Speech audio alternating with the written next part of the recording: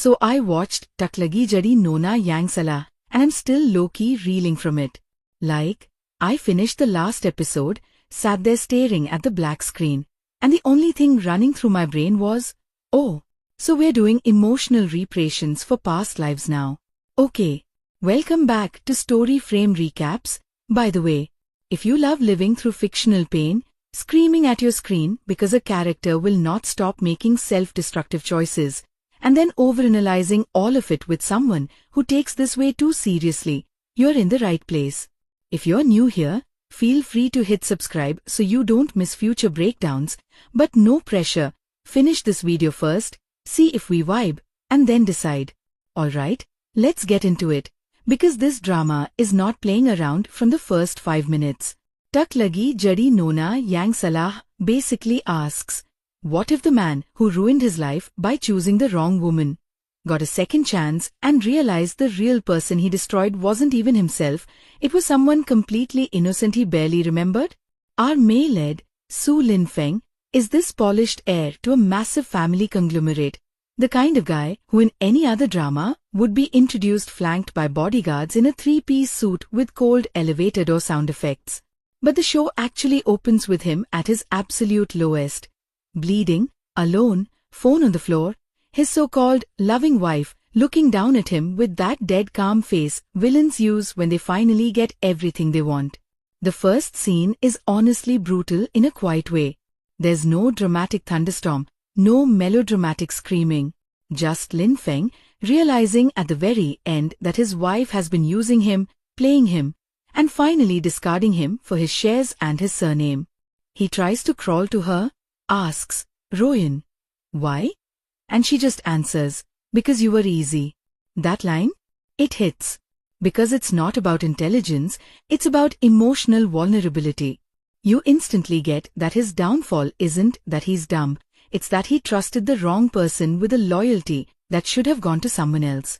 And then we see the company press conference on TV, the headlines calling him unstable, the police sirens outside, and the sound sort of muffles as the blood pools. Cut to black. Title card. Then boom, he wakes up. 10 years earlier. Back in his bedroom in his family mansion, fully alive, gasping, sweating, with his heart pounding like he just ran out of hell. And the way the show handles that whole rebirth realization is actually so satisfying. He doesn't just instantly go, "Oh, I've reincarnated. Cool, time to be a business god." No, he's disoriented. He thinks he's hallucinating.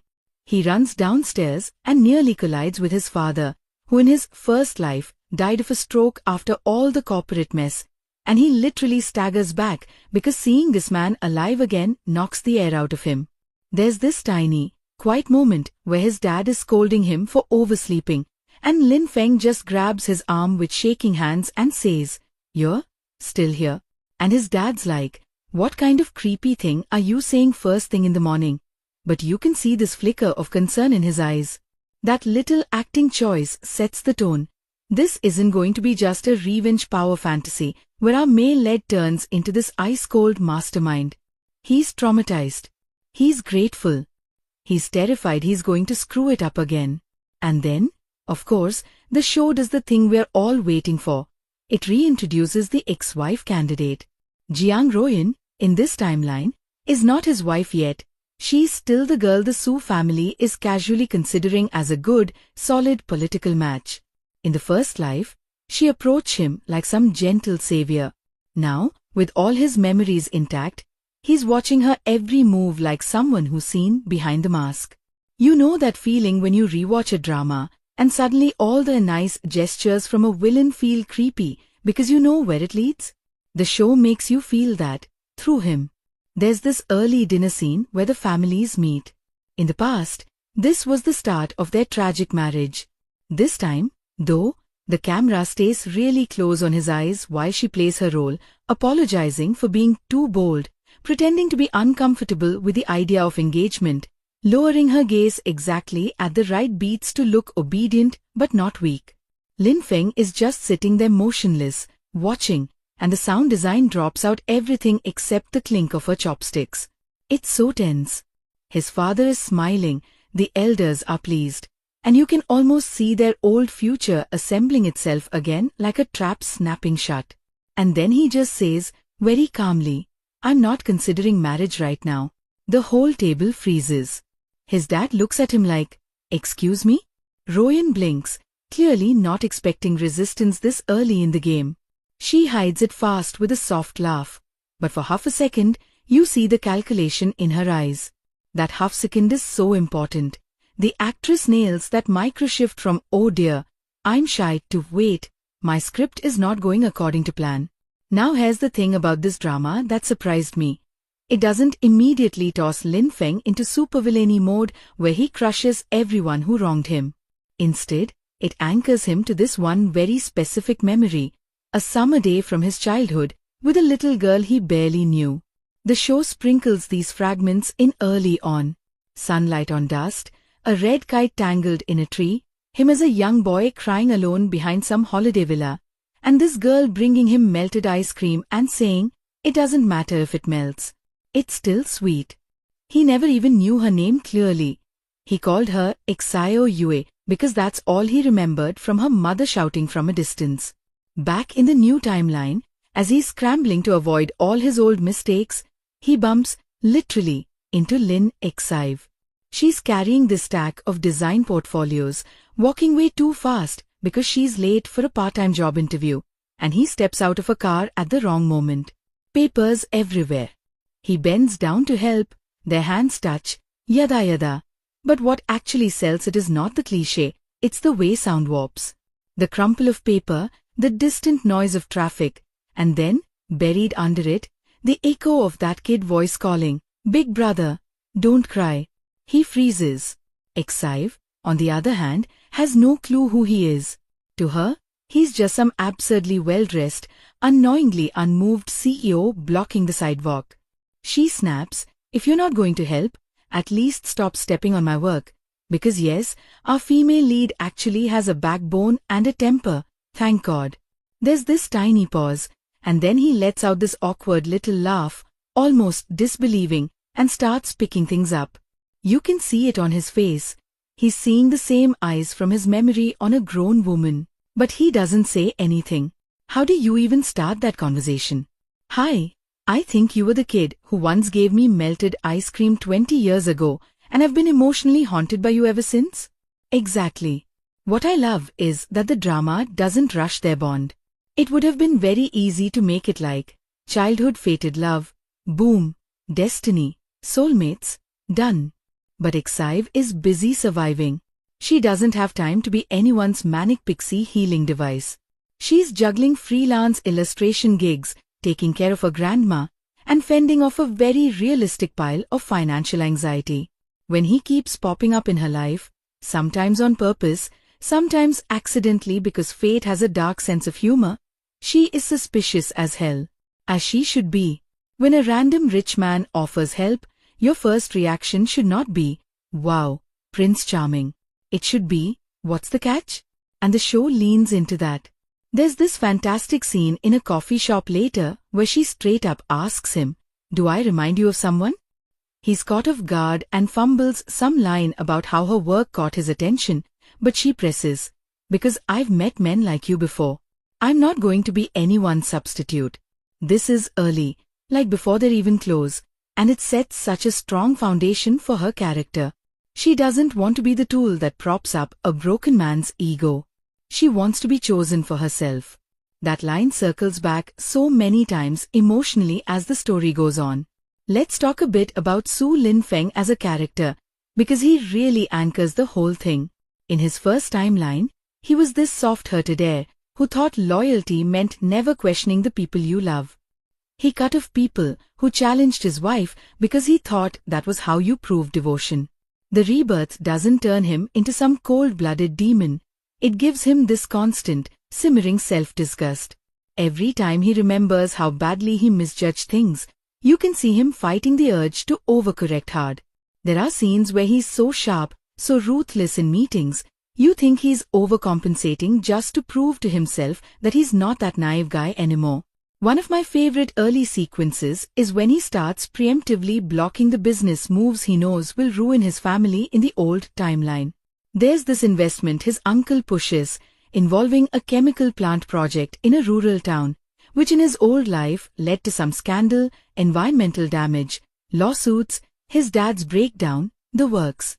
This time, Feng walks into the boardroom and just dismantles the whole plan with brutal clarity, throwing numbers and future predictions like he's reading a cheat sheet. The older executives are impressed but wary. His uncle is furious, and Feng, who used to be passive in these meetings, is suddenly laser-focused. But the show is smart. It doesn't present it as if his future knowledge is a free magic card. Every time he changes one thing, other things shift around it. The rival that bankrupted him in the previous timeline doesn't make the exact same move now that he's blocking them. They pivot, and he has to keep adapting. There's always the slight tension that maybe he'll still lose something important, just in a different way. That keeps the stakes alive. And layered under that corporate chess game is his guilt about Xaive. The big punch in the gut reveal, which the drama slowly leads us toward, is that in his first life, he never actually met her as an adult, but his company did. That rural town with the chemical plant? That's where her family lived. He finds this out in the new timeline through a series of very painful discoveries. There's one late-night scene in his study where he's going through the old files, trying to see all the side effects the project had in the original run, and he finds an internal report about compensation claims. On the list of names, there's Xaive, age 22, hospitalized, and next to it, a scribbled note from a lawyer basically instructing them to delay until the claimant gives up. And he remembers how, in his old future, that file never crossed his desk because Royan and her people filtered it. That's when the title of the show really lands emotionally. Tak lagi jadi Nona yang Salah. No longer making the wrong girl the one to blame, no longer choosing the wrong woman to protect while an innocent one dies in the background. He realizes that while he was busy defending his wife publicly from baseless rumors and screaming at the press, there was this young woman quietly fighting for basic justice, overlooked and destroyed by the machine that bore his family name. And he never even knew. It's actually worse than if he'd directly hurt her, because indifference can be so much more chilling than open cruelty. What makes his arc interesting is that he doesn't suddenly turn into this heroic savior for Xaive just because he knows what happened. At first, he almost treats her like this living apology he needs to make. He's overprotective, overly generous, subtly trying to rearrange her life so all the bad things never come near her again. He buys out the building where her grandma's little rental room is to keep rent from going up, but he does it under some company shell so she doesn't know. He steers big clients toward her illustration work. He's playing God. And you know what? The drama calls him out on it. Hard. There's a scene around the middle where Xaive finds out that he's been behind half the lucky breaks she's gotten. She goes from stunned to furious in about 3 seconds. She tells him, "I worked so hard to believe I got here on my own. Do you know what you just stole from me?" And that line cuts deep.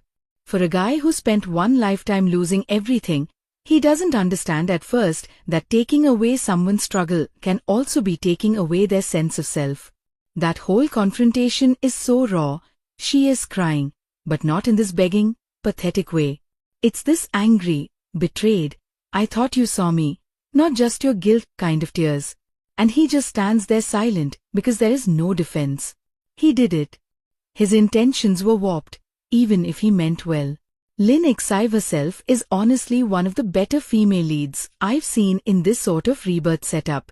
From the description, you might think she's the classic pure white lotus who heals the broken CEO with her sunshine. She's really not. She's kind, yes, but it's a choice, not a default setting.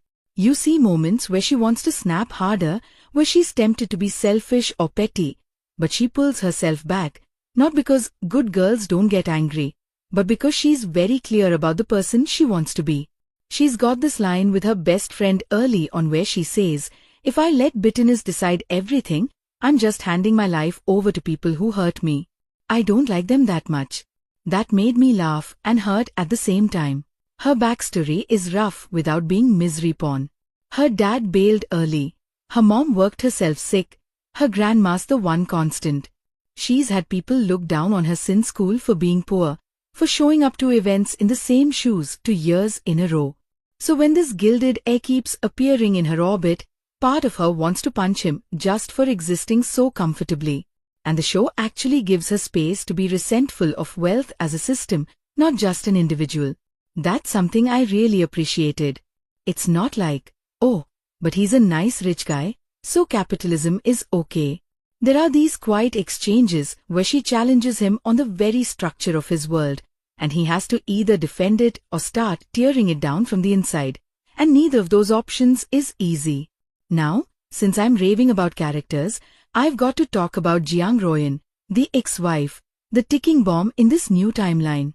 She is such a fascinating kind of awful. In too many dramas, the scheming ex is just this shrill caricature who exists to be slapped in slow motion. Here, Royan is terrifyingly calm. She grew up poor, she watched doors close in her face, and somewhere along the way she decided that love is an investment and people are ladders. Does that excuse what she does? Absolutely not. But the show lets you see her logic from the inside. We get small glimpses of her past in episode-long flashbacks scattered across the middle of the series. Not to make us feel sorry for her, but to make her believable. There's a scene of her as a teenager getting humiliated in an upscale store by the salesgirl, her cheap shoes squeaking on marble while everyone laughs. She goes home that day and looks in the mirror, and you see the moment she chooses. Never again. If they hurt me because I'm weak, then I won't be weak.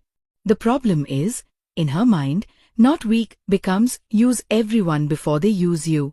So, in the old timeline, when she meets Lin Feng, soft, trusting, rich, she clocks him immediately as both a resource and a shield. In the rebirth timeline, she starts sensing that something's off. The guy who once clung to her every word is suddenly distant. The engagement talks she expected to fall into place are delayed. And the actress plays that almost like a horror story from her perspective. Her carefully written script is being rewritten in front of her, and she doesn't know who's holding the pen. Her reaction is not instant rage, it's strategic. She adjusts her tactics. She plays more vulnerable. She tries to bump into him in coincidental ways. She even targets people around him, like his younger brother, to gain information. One really chilling moment. She volunteers at a charity event that Lin Exive's freelancing for, of all things. She accidentally spills coffee on one of Exive's pieces, apologizes profusely, offers to pay for damages, all while quietly analyzing how close Exive and Lin Feng are. Watching these two women circle each other, neither fully sure of the other's role yet, is tension gold. Exive senses something is off in Royan's smile, but she can't place it. Lin Feng, when he shows up later and sees them in the same room, looks like he's seeing a grenade in his living room. Let me talk about the acting here for a second, because this kind of dynamic only works if the cast can sell micromotions. The actor playing Su Lin Feng carries that I remember an entire lifetime of failure weight in his posture. He sits like a man who's used to losing things, slightly hunched, like he's braced for bad news, except in business meetings where he straightens up and almost puts on a mask as armor. Watch his eyes in scenes with his father and younger brother versus scenes with Royan. With family, there's always this tiny flicker of gratitude and panic, like he's constantly trying to mentally screenshot these moments because he lost them once already.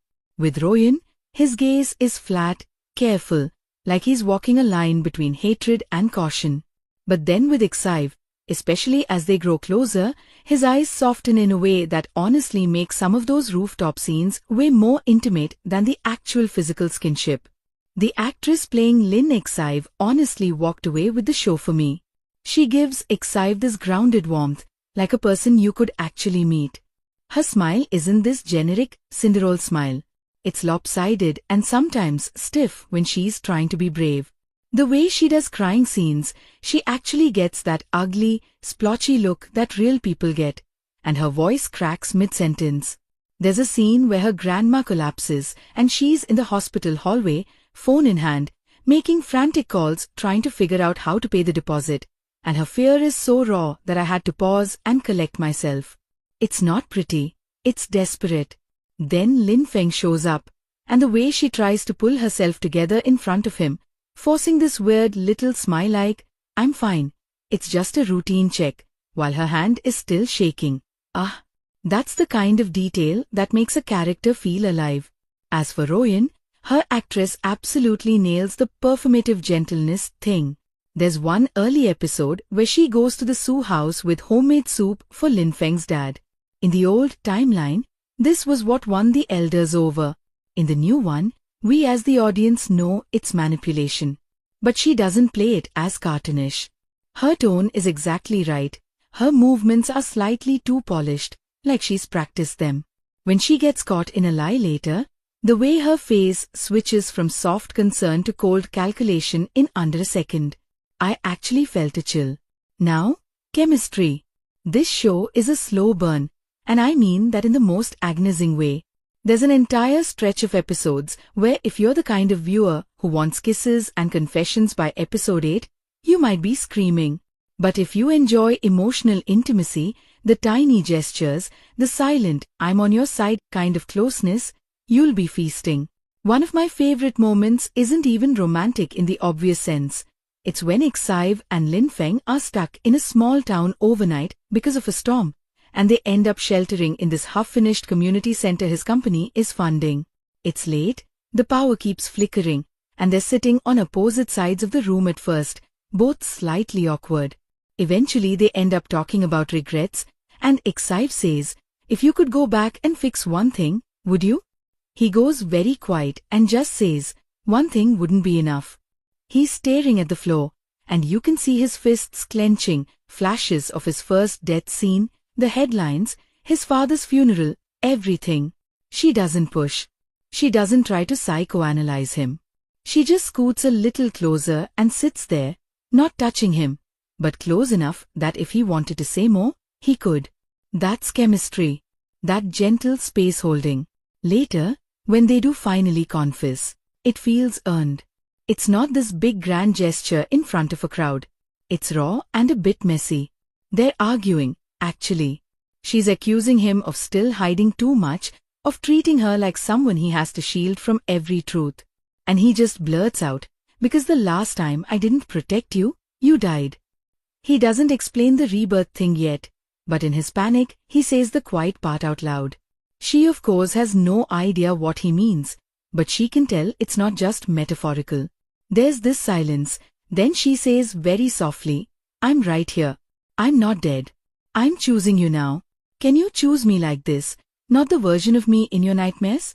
And honestly, that dialogue slapped harder than any ring proposal could. Let's get into the technical side for a bit, because this drama is very intentional visually. The cinematography uses color in a way that's actually quite clever without being, "Look, we have symbolism," obvious. His first life, in flashbacks, is shot in cooler tones, lots of glass, blue filters, harsh white lights in corporate spaces. Even the home scenes with Royan feel a bit sterile, all sleek marble and cold grays.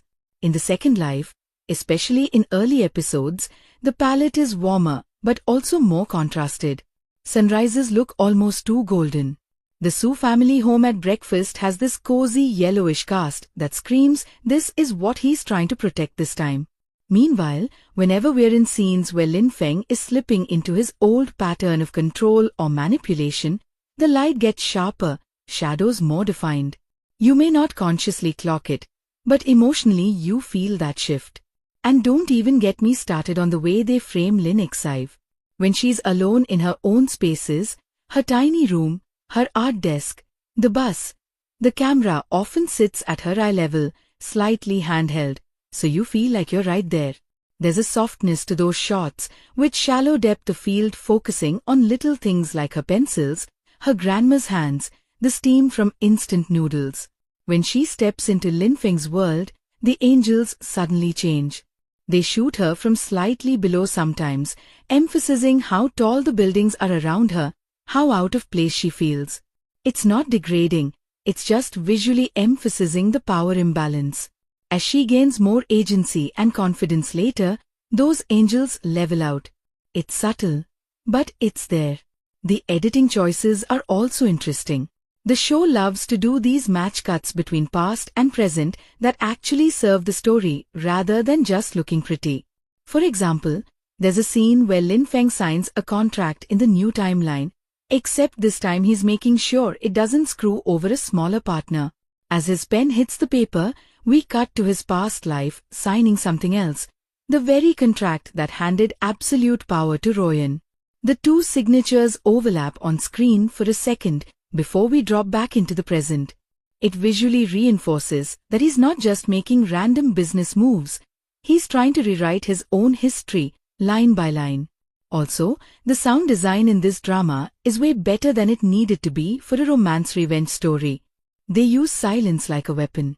In those heavy emotional confrontations, the background score falls away completely, leaving you with just breathing, maybe a clock ticking, maybe some distant traffic. There's a moment where Lin Feng is sitting alone in the old villa where he met Exive as a child, realizing fully who she is and what happened to her in his first life. No music. You just hear the wind creaking through broken window frames, a dog barking somewhere far off, and his own slightly ragged breathing. It makes the guilt settle into your bones instead of just sailing past you. Speaking of music, though, the OST is exactly the kind of heart-clenching piano and strings combo you'd expect, but a few tracks really stand out. The main theme is this melancholic song sung by a female vocalist with a slightly husky tone. The lyrics talk about, if I could choose again, I'd walk slower past you, so I'd remember, very on the nose for a rebirth drama. But somehow it works because they don't overplay it. They save the full chorus for key moments. His realization of her past suffering, her decision to trust him despite all the red flags, and yes, that final episode scene, which I'm not even going to touch yet, because that's a whole meltdown of its own. I also appreciate that they have a lighter, almost whimsical motif for Exive's everyday life, a little acoustic guitar riff, some soft percussion. It pops up when she's sketching, cooking with her grandma, or goofing around with her best friend. Then, in later episodes, when those worlds collide and Lin Feng enters her space more permanently, you start hearing that motif mix subtly under scenes where he's present in her home. It's like the sound is telling you he's not just visiting anymore, he's becoming part of her rhythm. Let's circle back to the narrative structure because it's not just a straight line of he died, he came back, now he wins. The show breaks the story into almost 3 emotional arcs: repentance, resistance, and rebuilding. The first chunk, roughly episodes 1 to 10, is very much about his internal turmoil and shock. He's protecting his family from the obvious landmines he remembers, tentatively circling Exive, keeping Royan at arm's length. There's this constant question: is he going to tell anyone the truth about his rebirth? The answer, for a long time, is no, which creates its own set of problems. Secrets have a way of rotting everything around them. The middle arc, say episodes 11 to 22, is where things get messy, in a good way. His relationships start cracking under the strain of half-truths. His father notices the sudden drastic changes in his corporate strategy and starts suspecting ulterior motives. His younger brother, Su Minghao, who, by the way, is such an unexpectedly great character, this goofy younger brother, who in the first life went totally off the rails, starts to feel overshadowed all over again and pick some very bad friends. Exive, meanwhile, is struggling with her own pride versus practical survival. Does she accept help from this man who clearly cares, or does she push him away to stay independent? And Jiang Royan steps up her game, recruiting outside allies, leaking half-truth stories to the press, setting up scenarios that echo the first timeline, but with slightly different players. One standout stretch in that middle portion involves an online scandal. Because of course there's an online scandal, it's 2026, what did we expect? A manipulated photo surfaces, making it look like Exive is some homewrecker clinging to a rich married man. In the first life, you remember, there were rumors like this about some woman from the countryside, that Lin Feng's team crushed to protect Royan's pristine image. Now, in this new life, history tries to repeat itself from a different angle. Watching him face the exact same type of media frenzy, but with the roles reversed, is honestly chilling. The way he reacts this time is not instantly perfect, either, which I really liked. His first instinct, and this is very in character, is to go full damage control. Hire PR firms, scrub the internet, issue a sterile statement calling it a misunderstanding. He's operating on autopilot from his old CEO training. But when Exive sees the bland statement, she's devastated. A misunderstanding? She asks. So I'm just a PR problem to be managed? That confrontation forces him to realize that if he wants to stop repeating the cycle, he can't keep using the same methods under a different banner. Eventually, and this scene is so satisfying, he goes on record himself, not just denying the rumor but naming her, acknowledging the relationship, staking his reputation on truth instead of spin. For a man with his background, that's a huge, risky step, and it feels like genuine growth rather than a stock hero clears the name of the heroine moment. And we have to talk about Su Minghao for a minute, because a lesser show would have left him as comic relief or a tragic backstory footnote. In Lin Feng's first life, Minghao spiraled into addiction and shady side deals after being constantly overshadowed and then scapegoated when the company collapsed. That guilt sits heavy on Lin Feng in the new timeline, and his attempts to save his brother are another place where good intentions nearly wreck things. At first, Lin Feng micromanages him like crazy, pulls him out of social circles, monitors his spending, shuts down his minor projects because he deems them too risky. Minghao understandably rebels. From his point of view, his older brother just turned into an overbearing control freak overnight. And the writing actually lets Minghao be right about some things. There's a fantastic blow-up where he screams, "You say you want to protect me, but you don't even respect me. I'd rather fall on my face than be your shadow." And honestly, fair. That's the moment Lin Feng realizes he's not the only one who needs a second chance. Other people deserve the space to make mistakes too. Later, instead of interfering, he offers mentorship, transparency, and, key thing, he apologizes specifically, not just "sorry I upset you," but "I'm sorry I didn't see you as your own person." That line stuck with me. Stylistically, the directing in those family scenes is so grounded. No slow-motion slap theatrics, thank God. Fights happen in cramped hallways, over dinner tables, in offices with fluorescent lighting. That choice makes the echo to real families stronger, because most of us don't have our big emotional confrontations standing in the rain outside a mansion. We have them over cold food and half-finished sentences. On the topic of visual choices again, there's a repeated motif of doors in this drama. I know that sounds like film student overthinking, but it's really there. We constantly see characters framed in doorways, eavesdropping behind slightly open doors, closing doors on each other. There's this early shot of young Lin Feng holding a door half open while his dad swears at someone on the phone, telling him to go back to bed. In the first life, he walked away. In the second, there's a parallel scene, but he steps through the doorway instead, offers to help, joins the conversation. Visually, it mirrors his choice to engage instead of withdrawing. And don't even get me started on the late series scene where Exive literally locks a door between herself and Lin Feng after a particularly heavy lie comes out, only for him to sit down outside and talk to her through it instead of trying to break in. That kind of staging says so much without any overblown dialogue. The dialogue itself is surprisingly sharp most of the time. Of course, it has its share of melodramatic lines. This is a rebirth drama. I expected at least one. "If fate is cruel, I'll be crueler" a speech. But the bulk of it is grounded in very human fears. What if I mess it up again? What if I can't forgive myself? What if loving you means hurting you? One little exchange I adored is when Exive asks Lin Feng, "Do you think people can really change?" And he answers, "I don't know. I only know regret changes you, whether you like it or not." It's simple, but in the context of everything he's carrying, it lands heavy. There are also some genuinely funny lines which you need in a story this heavy. Zhang Qiao, Lin Feng's long-suffering assistant, is basically the audience's voice half the time. There's this scene where he walks in on Lin Feng staring at his phone, clearly debating whether to text Exai first. Zhang Qiao deadpans, "Sir, this is the 4th time you've opened and closed her chat in 5 minutes. If you're going to reject your past life, at least reject it with some risk." I actually snorted. Those little modern jokes keep the show from suffocating you under angst. Speaking of Zhang Qiao, the supporting cast overall is way more fleshed out than I expected. Exai's best friend, Mei Lan, isn't just the sassy sidekick. She has her own romantic disappointment arc, her own career crossroads.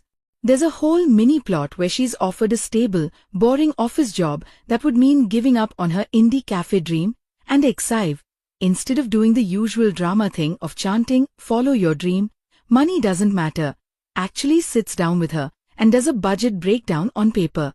They talk very frankly about burnout, about how chasing passion when you're broke hits differently.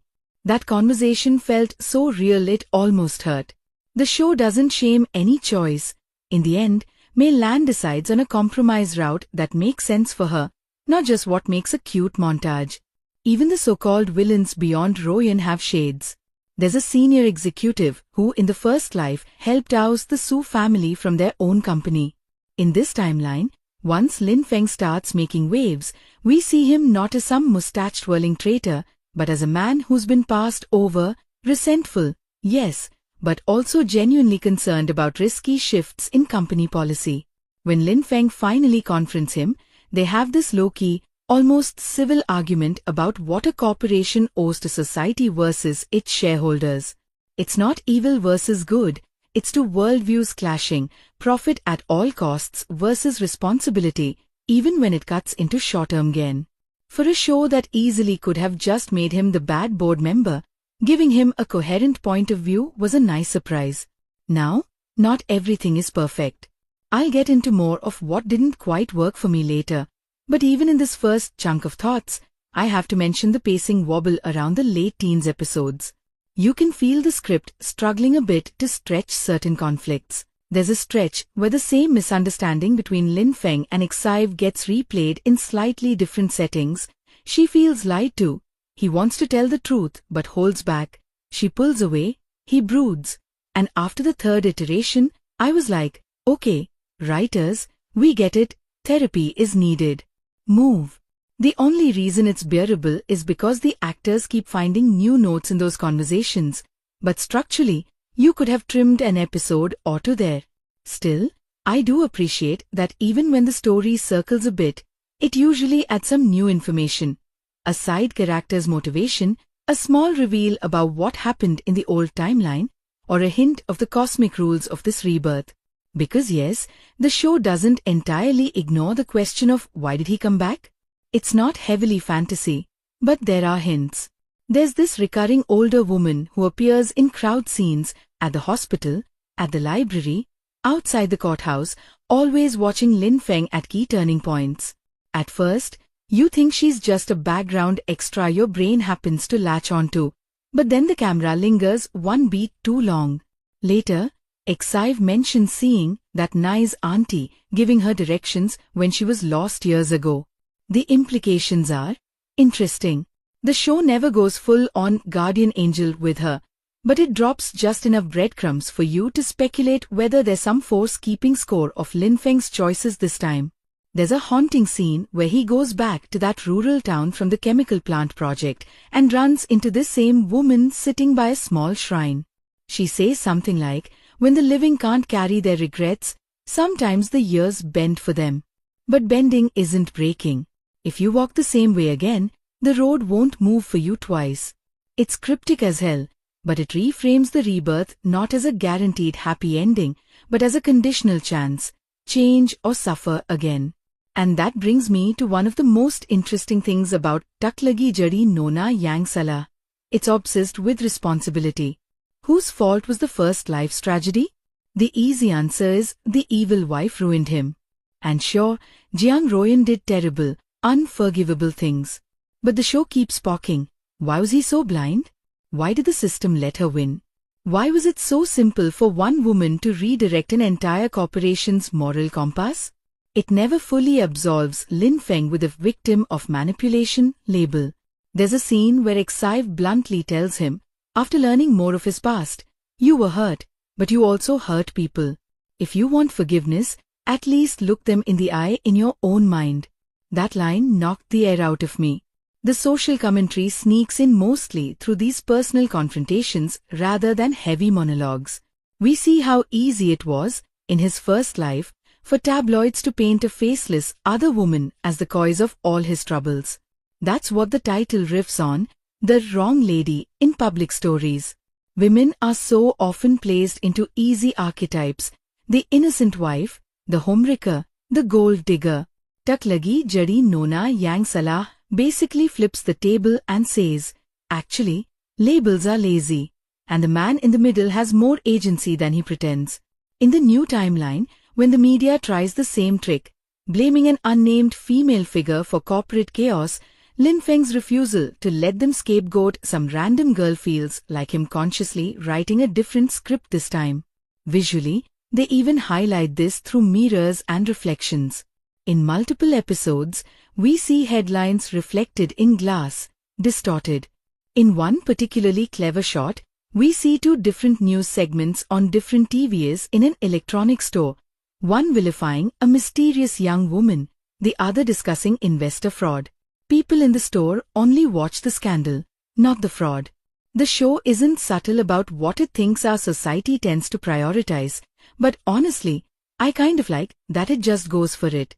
And yeah, while all that heavy thematic stuff is happening, there's still the romance threading through everything, which somehow stays tender even when surrounded by lawsuits and corporate takeovers.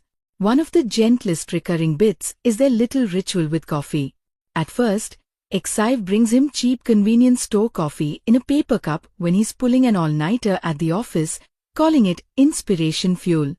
He grimaces at the taste, but drinks it because she's watching. Later, when things between them get rocky, there's a morning where she leaves a cup outside his office without knocking. He sees it, watches through the glass as she walks away, and there's this hesitant look like he wants to chase her but can't. Much later still, after he finally comes clean about everything, he appears at her place with a thermos of coffee he brewed himself, saying, "I can't go back and drink what you gave me the first time properly, but I can at least make this for you now." It's such a simple callback, but I swear it hit harder than some of the big declarations. Costume design plays a quieter but important role here as well. Lin Feng's wardrobe shifts slowly over the episodes, and not just in the obvious, he stops wearing pure black all the time way. In the very beginning, post-rebirth, his suits are razor sharp, dark, very controlled, 3Ps, perfect tie knots, almost like he's armoring himself. As he starts letting people in again, you see him in softer fabrics, occasionally ditching the tie, even wearing this light sweater in one home scene that made me do a double take because he actually looked like a human being instead of a corporate statue. Exive's clothes move subtly in the opposite direction, from mismatched, obviously budget-constrained outfits to more cohesive looks as her career stabilizes. She never suddenly turns into some haute couture queen, thank God. But there's a visible growth in how much space she allows herself to take up. The set design for her world is probably my favorite though. Her room is tiny, but it looks lived in.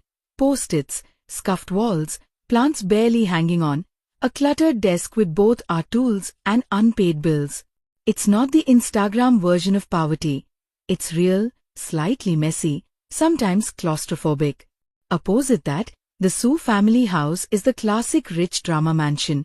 But they sneak in enough quirks, a slightly dated painting his dad refuses to take down, worn spots on the stair rail where people actually touch it, to keep it from feeling like a showroom. We also get a good look at the cold corporate world through location choices. Glass-walled boardrooms, fancy restaurants where alliances and betrayals happen over wine, hospital VIP suites that feel more like hotels.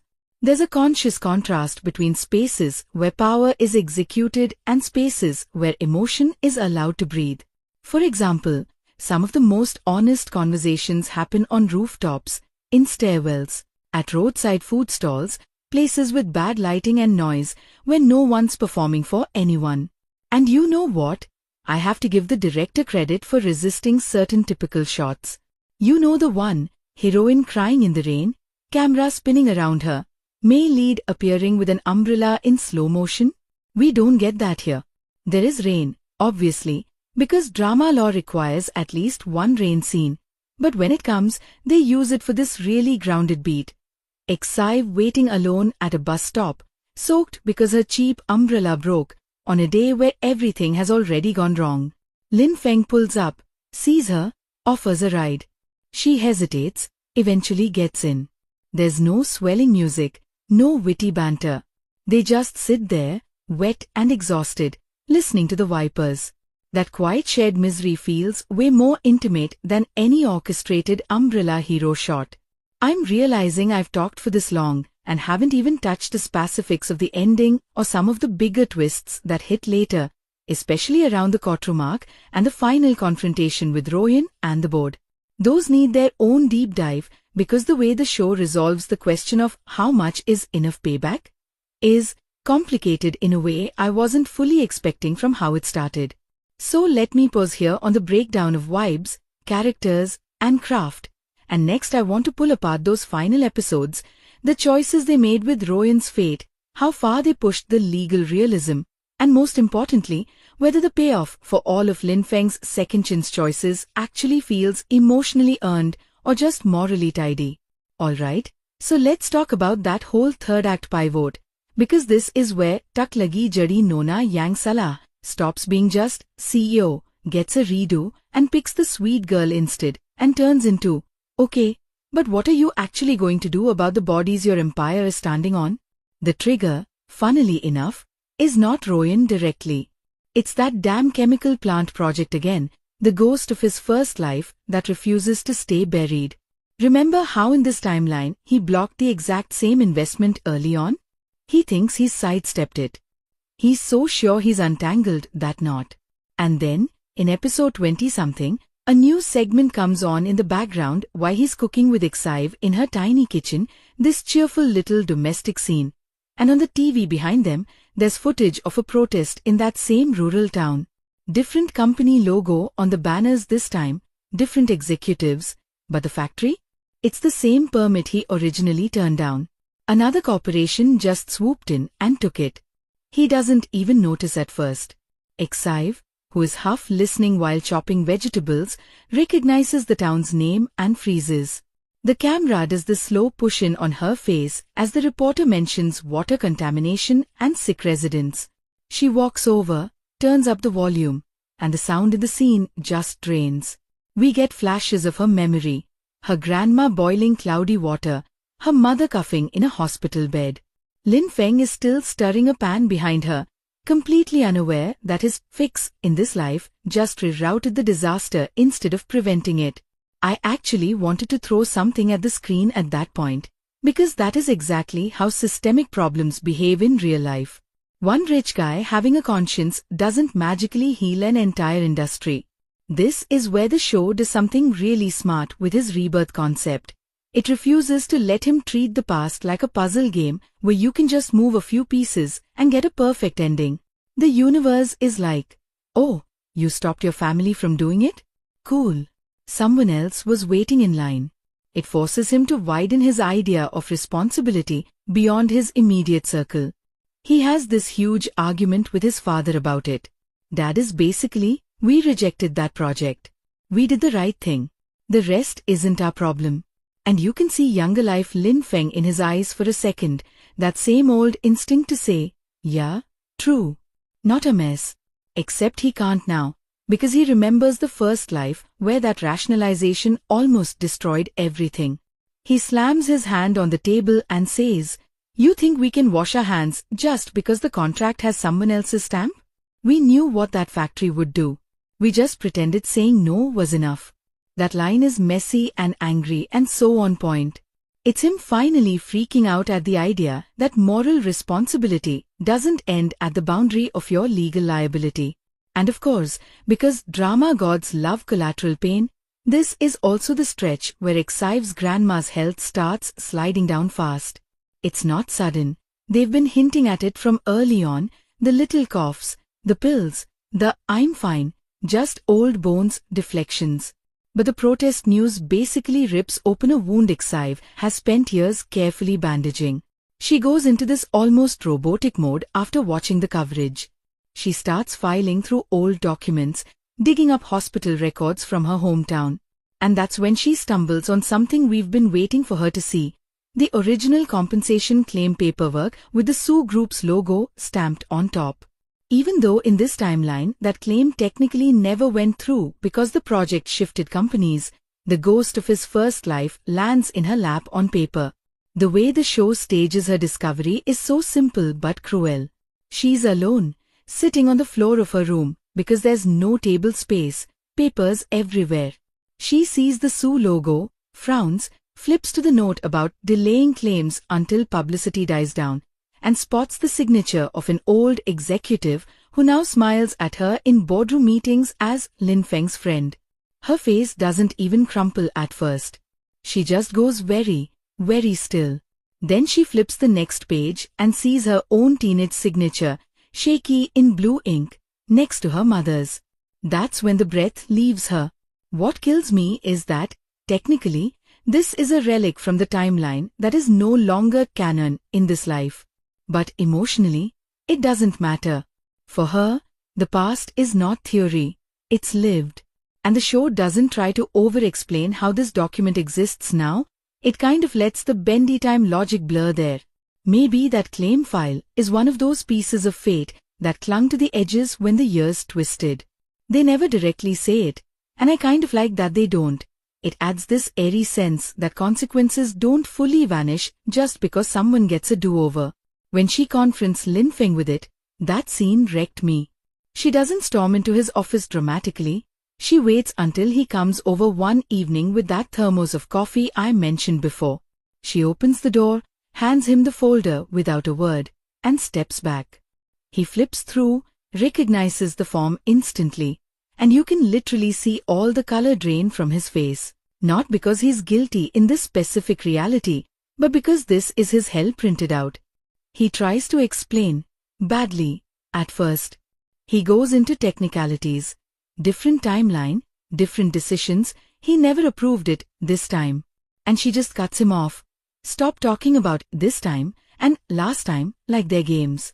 Someone signed this with your family's name. My mother died while that file gathered dust. I don't care what year it was when it happened. The actress delivers that with this quiet, terrifying steadiness that honestly hits harder than a screaming fit would have. She's not even looking at him half the time. She's looking at that logo. This is also the moment he realizes he can't keep the rebirth secret if he wants her to truly understand him. The whole house of cards is collapsing. You see him open his mouth, close it, turn away, press his hand to his face like he's trying not to scream. And then he just says, very small, I remember you dying. That's how he starts. No dramatic, I was reborn 10 years ago, speech. Just that one sentence. The confession scene is long, and thank God they let it breathe. They don't do some gimmicky flash montage of his first life. We've already been getting those in pieces. He talks. He stumbles, backtracks, grips the back of a chair so hard his knuckles whiten. He tells her about his death, about Royan's betrayal, about all the people he lost, and then about finding her in the second life and realizing, piece by piece, what his company did in the old one. The camera doesn't cut away to some cosmic light show or a judge from the heavens nodding approval. It stays on their faces, because the magic isn't the time travel. It's what it does to two regular people trying to figure out what the hell to do with that knowledge. Excive's reactions go through a full grief cycle in about 10 minutes. There's disbelief, obviously, because what do you even do when your boyfriend drops, by the way, I died once already, on a random Tuesday.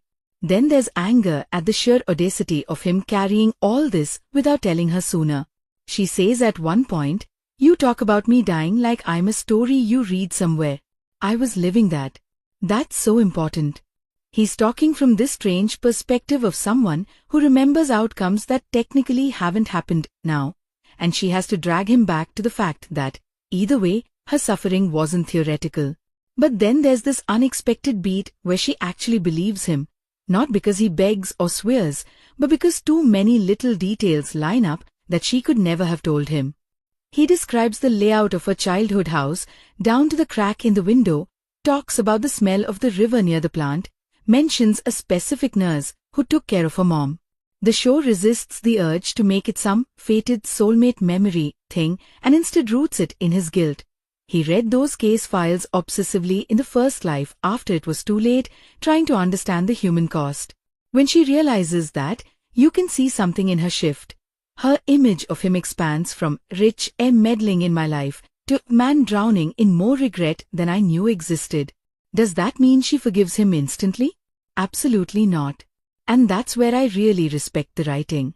She doesn't fling herself into his arms sobbing, "You suffered so much, let me heal you," which would have destroyed the whole premise.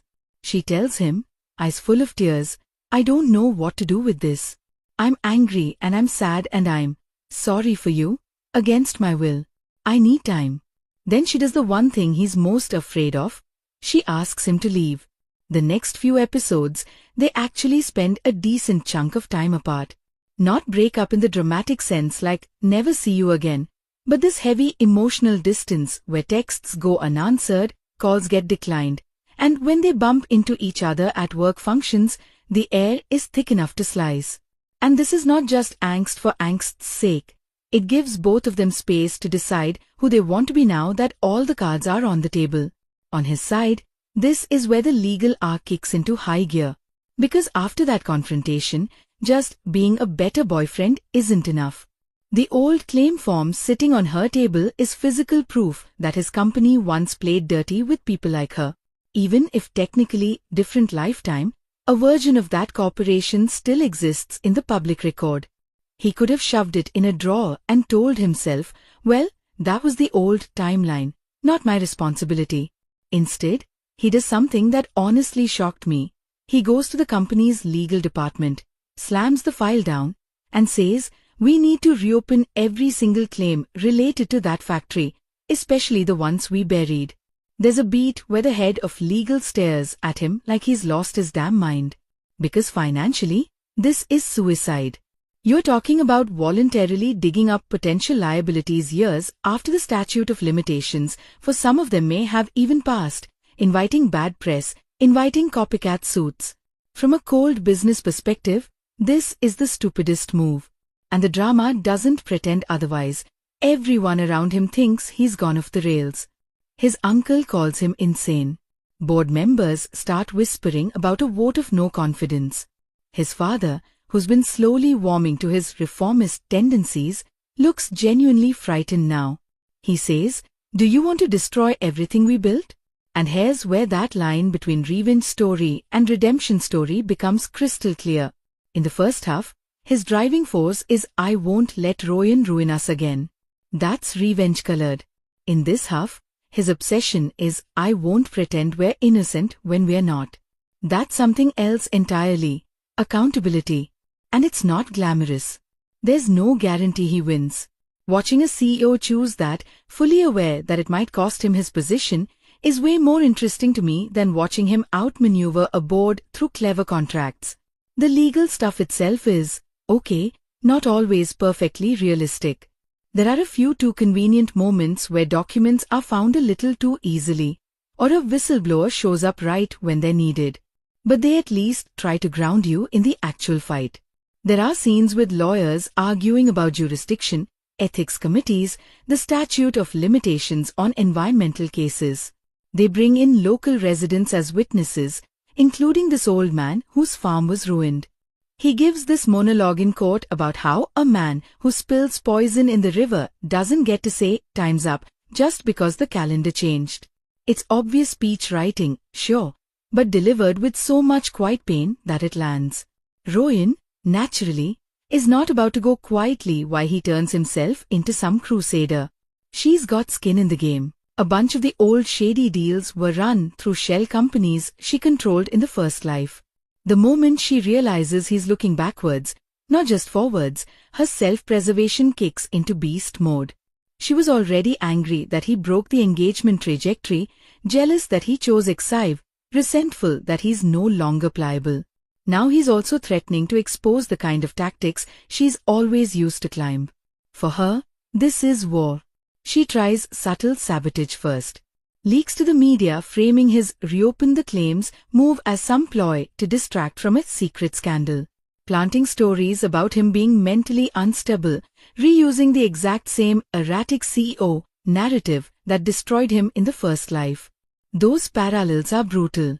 You watch news anchors use almost the same phrases, talking heads speculating whether he's fit to lead, and you can feel him relive that downward spiral in his bones. The difference now is that he has at least a handful of people in his corner who know the full picture, or close to it. One underrated MVP here is his father. I honestly thought the dad would stay in that stubborn patriarch lane all the way through. The classic, I don't understand your new morality, you're threatening the bloodline, you're not my son, vibe. But they actually let him grow. There's this scene, right after the board suggests ousting Lin Feng, where the father sits alone in his study watching an old home video. It's young Lin Feng at some school recital, stumbling over a speech about wanting to build something that helps people. The dad chuckles at the kid's bad haircut, then rewinds and rewinds the word, helps. The show doesn't spell it out, but you get it.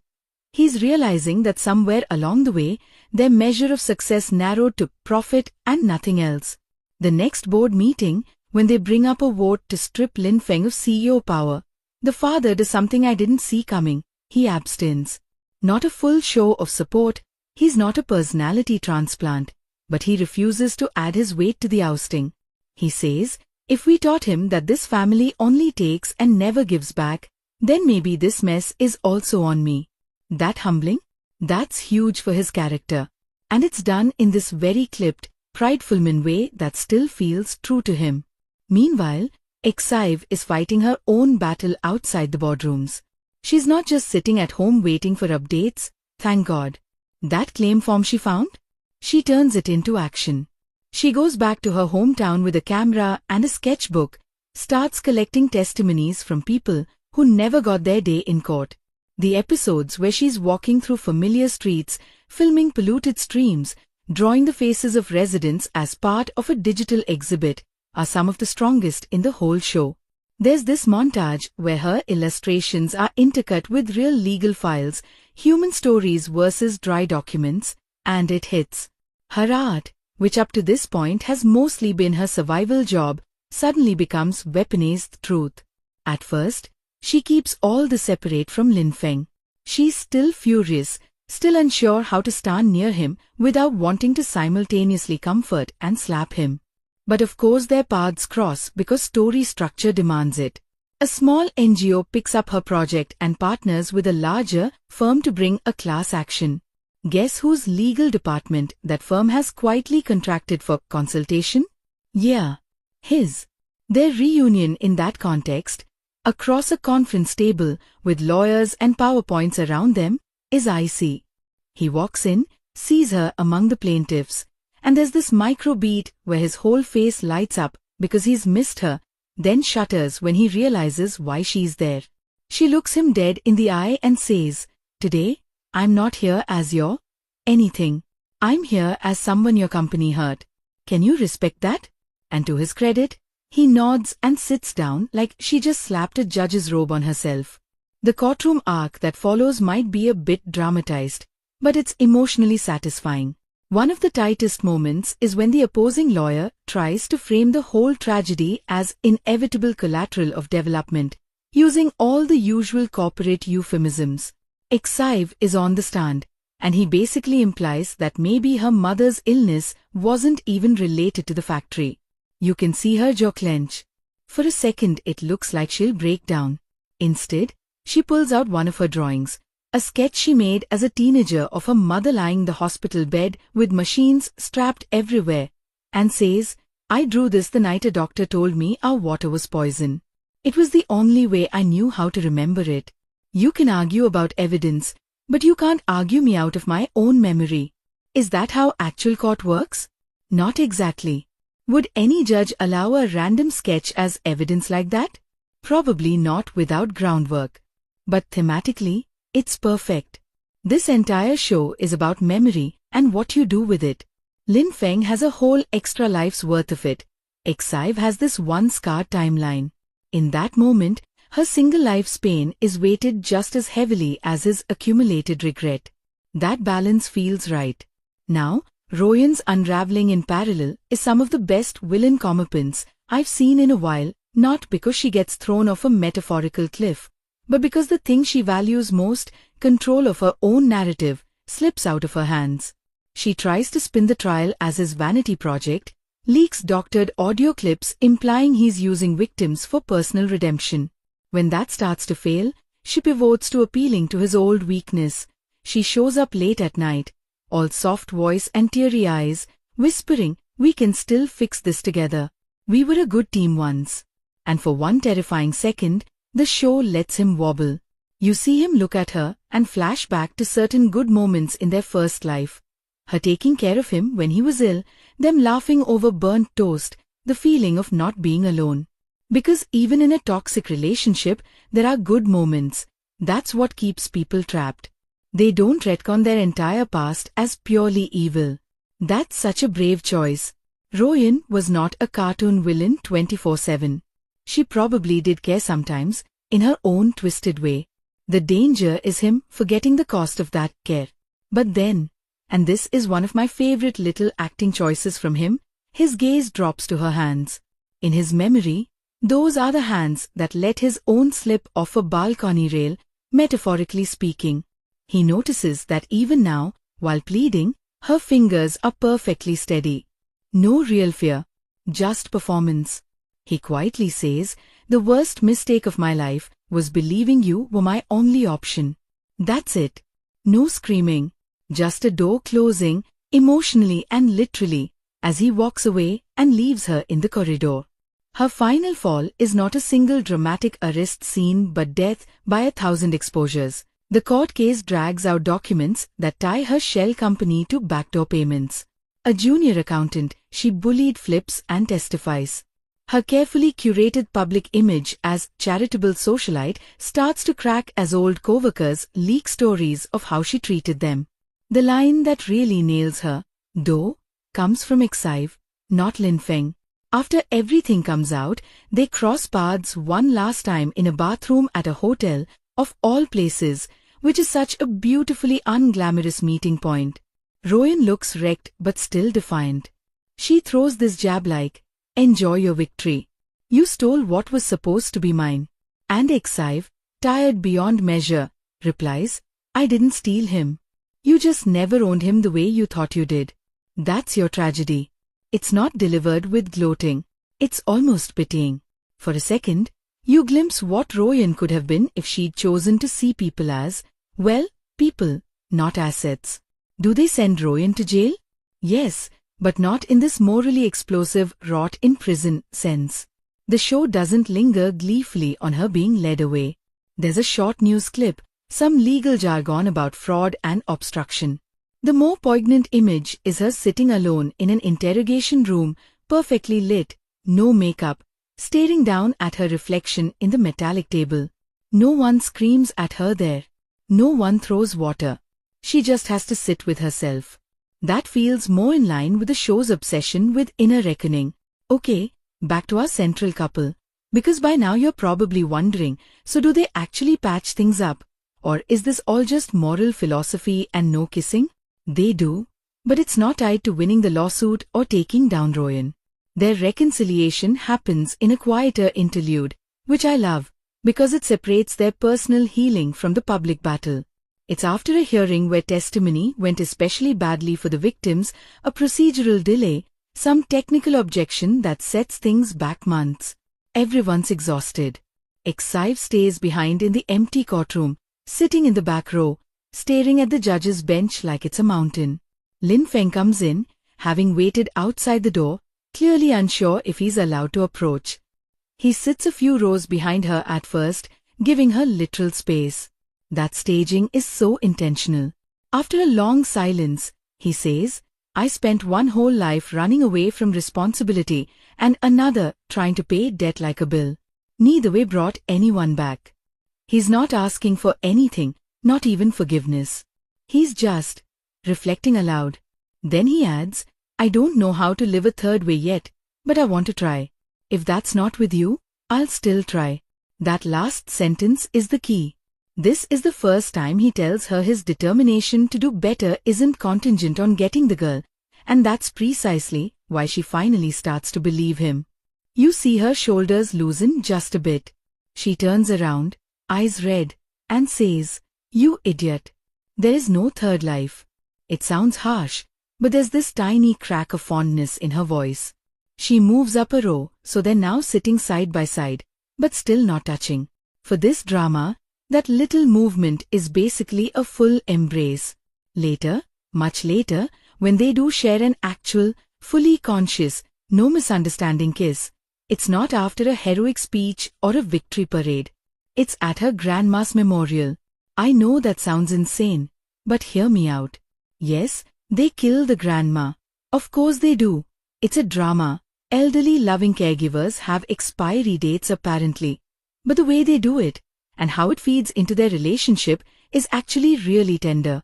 Her passing is not some shock twist. The woman herself spends her last few episodes sensing her time is short, making jokes about it, meddling one last time in Xive's love life.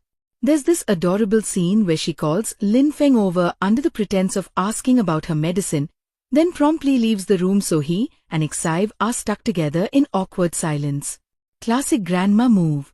But in private, she also tells Xive, don't spend your whole life being strong for my sake. I'm leaving so you can be soft sometimes too. That line killed me. At the memorial, after everyone's gone, Xive stays behind arranging flowers, hands shaking. Feng comes in, quietly lights an incense stick, bows. No grand speech, just shared grief.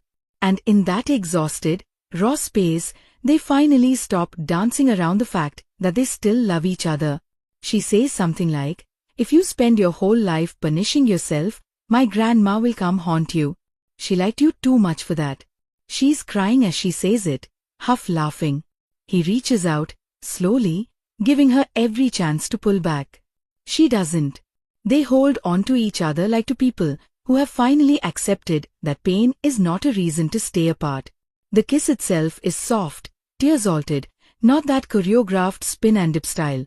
It feels like two people leaning forward out of habit, not performance. And honestly, considering everything they've gone through, anything more dramatic would have felt fake.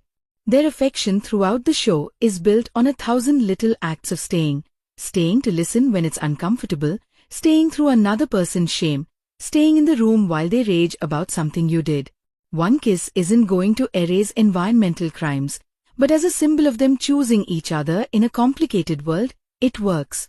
Now, I know some of you are probably watching all this and wondering, okay, but does the show go all the way with its themes? Or does it chicken out at the very end and wrap everything up in a neat little bow? The answer is, sort of in between. It doesn't go grimdark, everyone pays and nothing gets better, but it also doesn't hand Feng a clean slate and a happily ever after with zero residue. Yes, they win portions of the lawsuit, but not everything. Some claims get thrown out on technicalities. Some residents accept settlements that are lower than what they deserve because they're tired and old and just want peace. The company, under Feng's push, sets up a long-term fund for cleanup and medical aid. But the narrative is very clear. Money is not a miracle. A shot of kids playing near a still-damaged river at the end makes that clear.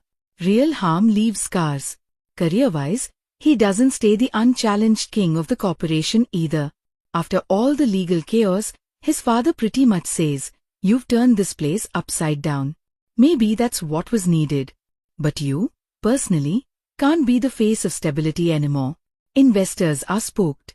And in an actually very mature move, Feng steps down from the CEO role willingly and transitions to a different position focused on corporate responsibility and community projects. That isn't as flashy as the "I rule the empire" Plus I'm morally right, ending some viewers might have wanted. But it fits the show's whole vibe of shifting what power even means for him. He doesn't need the top chair to be who he's decided to be. Excive's ending, professionally, is probably one of my favorite parts because it avoids both extremes of starving artist and overnight celebrity. Her documentary art hybrid project gains attention through the trial, yes, but it's not like she becomes some global sensation. She gets enough recognition to land stable commissions, collaborate with NGOs, maybe hold a small gallery show. More importantly, she has choices now. No more picking between paying rent and buying decent paper. You see her at the end teaching a small workshop for local kids with her grandma's photo on a shelf watching over. And there's this serenity there that we haven't seen on her face before. In terms of their relationship dynamic in the final stretch, something I really appreciate is that they don't turn Exive into his moral leash. You know that annoying trope where the female lead becomes like the conscience puppet, constantly reminding the guy, don't be bad. Remember you're good now? They sidestep that. There's a key scene where he messes up again, smaller scale, but still meaningful. He's negotiating a redevelopment project in another area with a shady landlord, and in order to secure quick housing for displaced tenants, he agrees to terms that will likely push out an older shop owner. He rationalizes it as a necessary compromise. When Exive finds out, she doesn't go full, you're evil again, mode. She says, I'm not your judge. I just need you to hear the part of you that isn't comfortable and stop burying it under contracts. That might sound like some fortune cookie line on paper, but in the scene it plays as this very adult reminder. You will make imperfect choices, but the important thing is whether you keep listening when your gut says, hey, this feels like old behavior. Their conversations have shifted from melodramatic fights to honest negotiations about values. To me, that's more romantic than 10 rooftop proposals. Now, I want to talk about one more thread before I eventually move towards the bigger verdict stuff in the final part. The mysterious older woman I mentioned earlier. Because yes, the show does circle back to her. Was she an angel? A ghost? A metaphor? They never slap a label on her, but they give you just enough to chew on.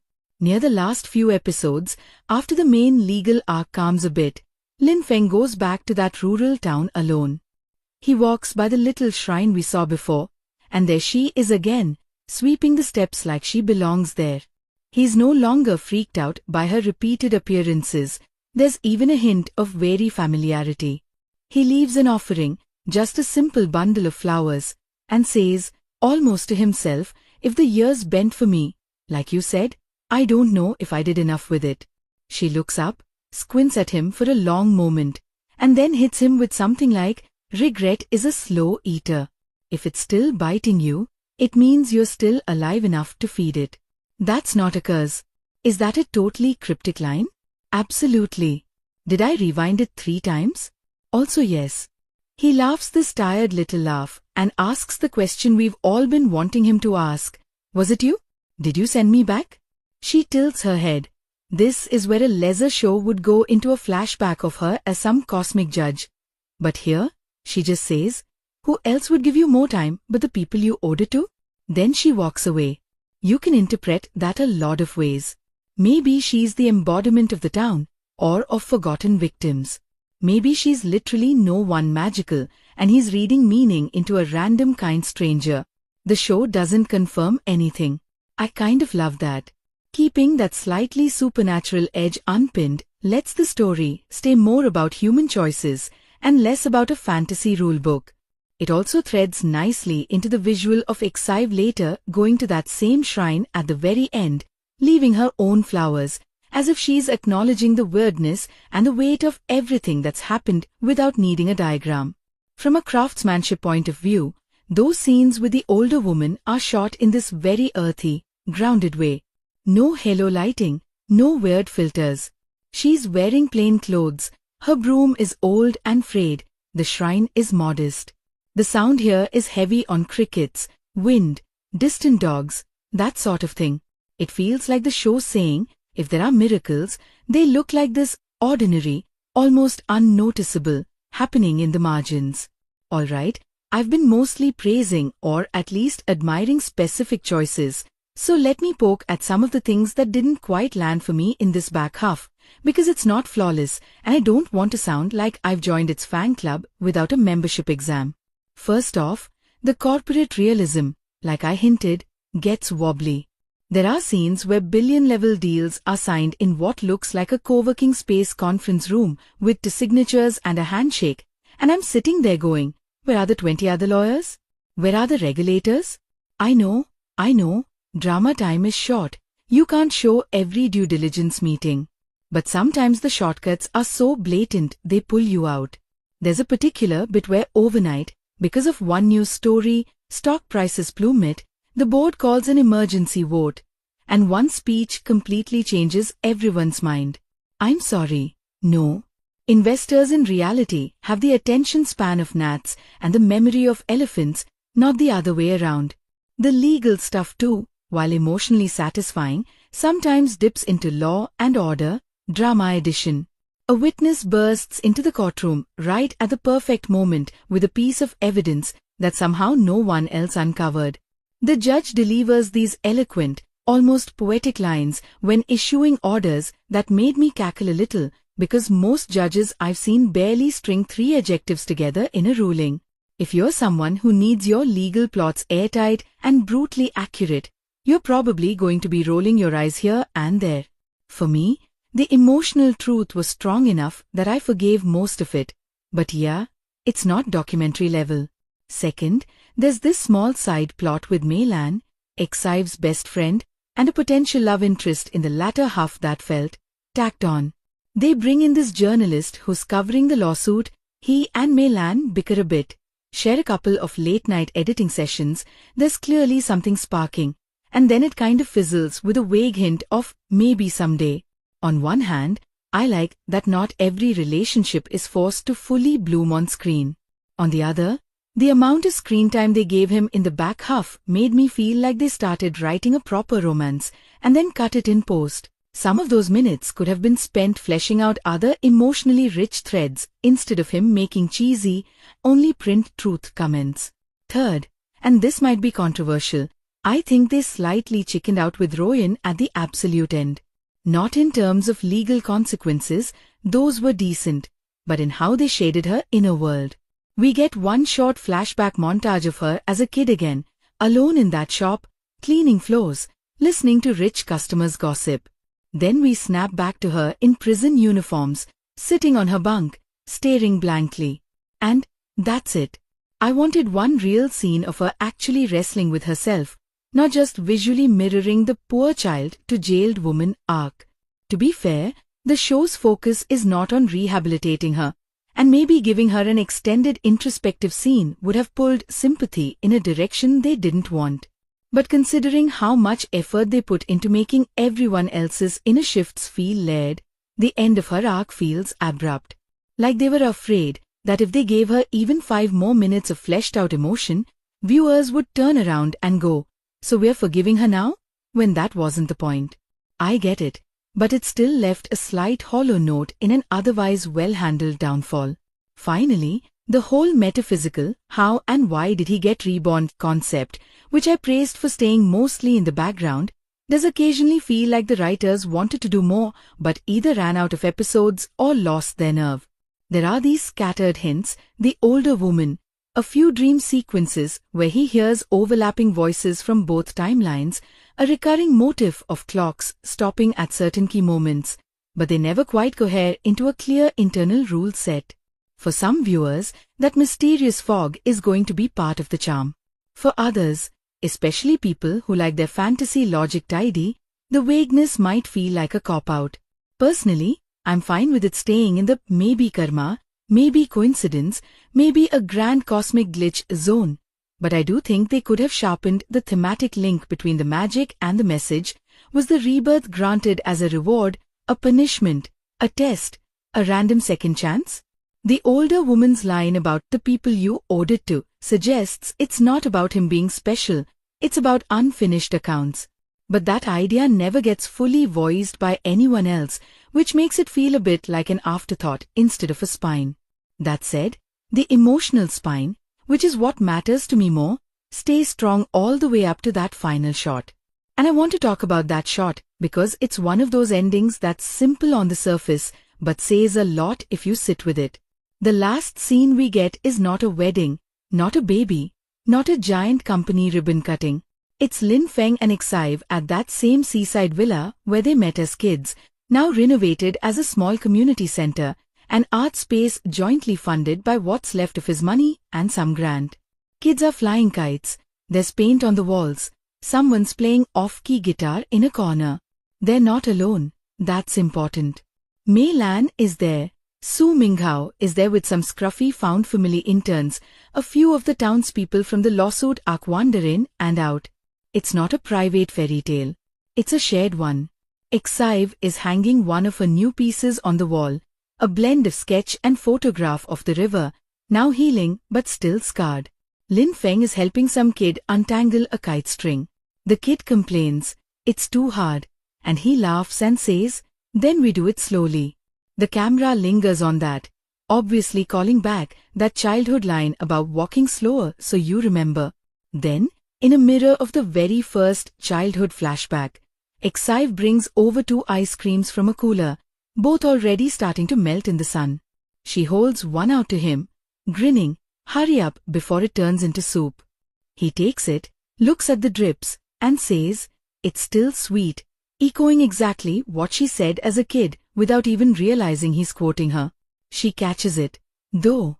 There's this tiny pause, this awareness passing between them that their timelines, their memories, their choices have all braided into this one ordinary, messy, beautiful present.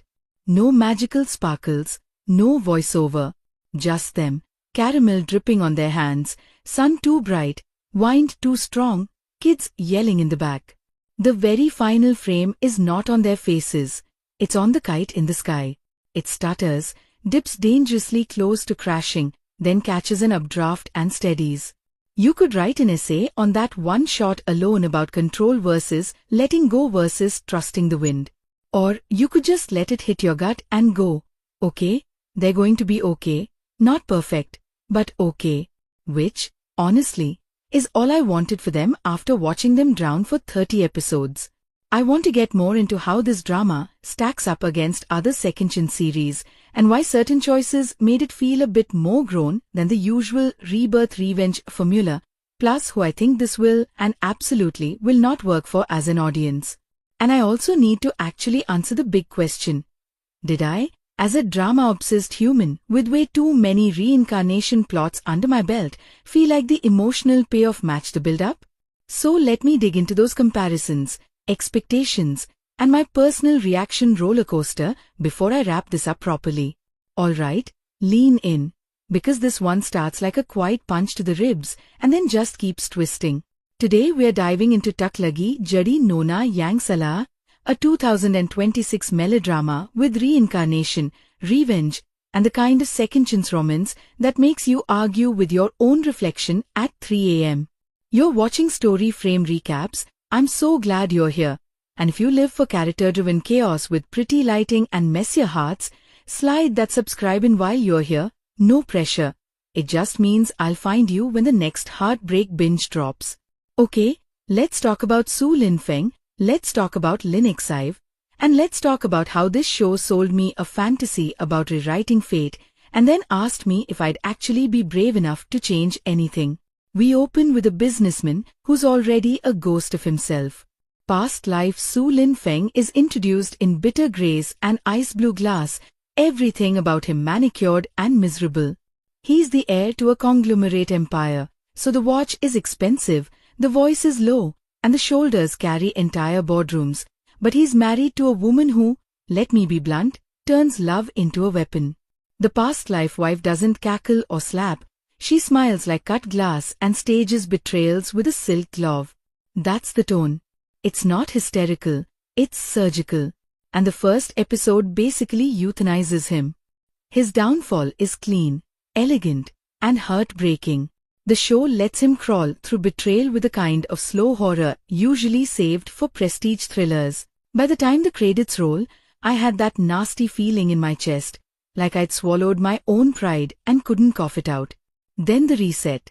Rebirth arrives not with a neon sign, but with a heartbeat, literally, sound design going from a distant thud to a close, warm pulse as Su Lin Feng wakes up years earlier. I'm not kidding. Whoever mixed this knew exactly how to whisper, "You get another shot," in your ear. He gets his life back, and this time, he swerves. No more marrying the woman who broke him. No more playing air like a duty-bound robot. He makes a left turn straight into the orbit of Lin Exive, a girl who my cynical side wanted to call too sweet, too saintly. But the writing gives her enough spine and quiet weirdness to avoid the angel on a shelf trap. Here's the reveal I wasn't expecting to actually land emotionally. They were kids together for a slice of summer, and he forgot, but she didn't. At least, not the way people forget. She remembers sensations, a lost kite, the smell of wet clay, the boy who stayed when a storm broke open the sky. It's not a full memory dump, it's a calendar of feelings. That's honestly why the romance works for me. It's not just, he picks the pure girl now. It's, he stumbles back into the ghost of a promise he made before he even knew how badly he could break. Let me talk about structure for a second, because this show is smart about it. They layer the timelines like pages of tracing paper. Past and present keep mirroring each other with tiny, nasty echoes. A scene in the present where Lin Feng signs a contract by a window with city lights bleeding into blue. Cut to the past, same angle, same window, but he's faking a smile with the wife who is already plucking the first thread on his sweater. The editing keeps using match cuts, hands, rings, paper cranes to graph those lives together. It turns choices into visible shapes. And when Su Lin Feng does something different in the second run, the camera lingers a beat longer, almost as if it's checking, "Are you sure? Is this who you're going to be now?" That visual hesitation makes him feel human. He's not a reincarnated revenge machine. He's a guy sweating through change like a boxer learning to dance. Su Lin Feng as a character works because he isn't suddenly perfect. He's richer, wiser, and yes, a lot more smug about cutting snakes off at the head. But he's also suspicious in a way that can become cruel if left unchecked. The actor playing him does something I love with his eyes. He can look tender and predatory in the same breath, and it makes every love scene a tiny negotiation. In boardrooms, he sits back like a lion that's recently eaten, letting the silence fatten the air before he speaks. Around Lin Exive, he has these micro-pauses, like he's waiting for her to flinch at the worst part of him. It's so specific and so lived in that I found myself pausing to clock when he breathes.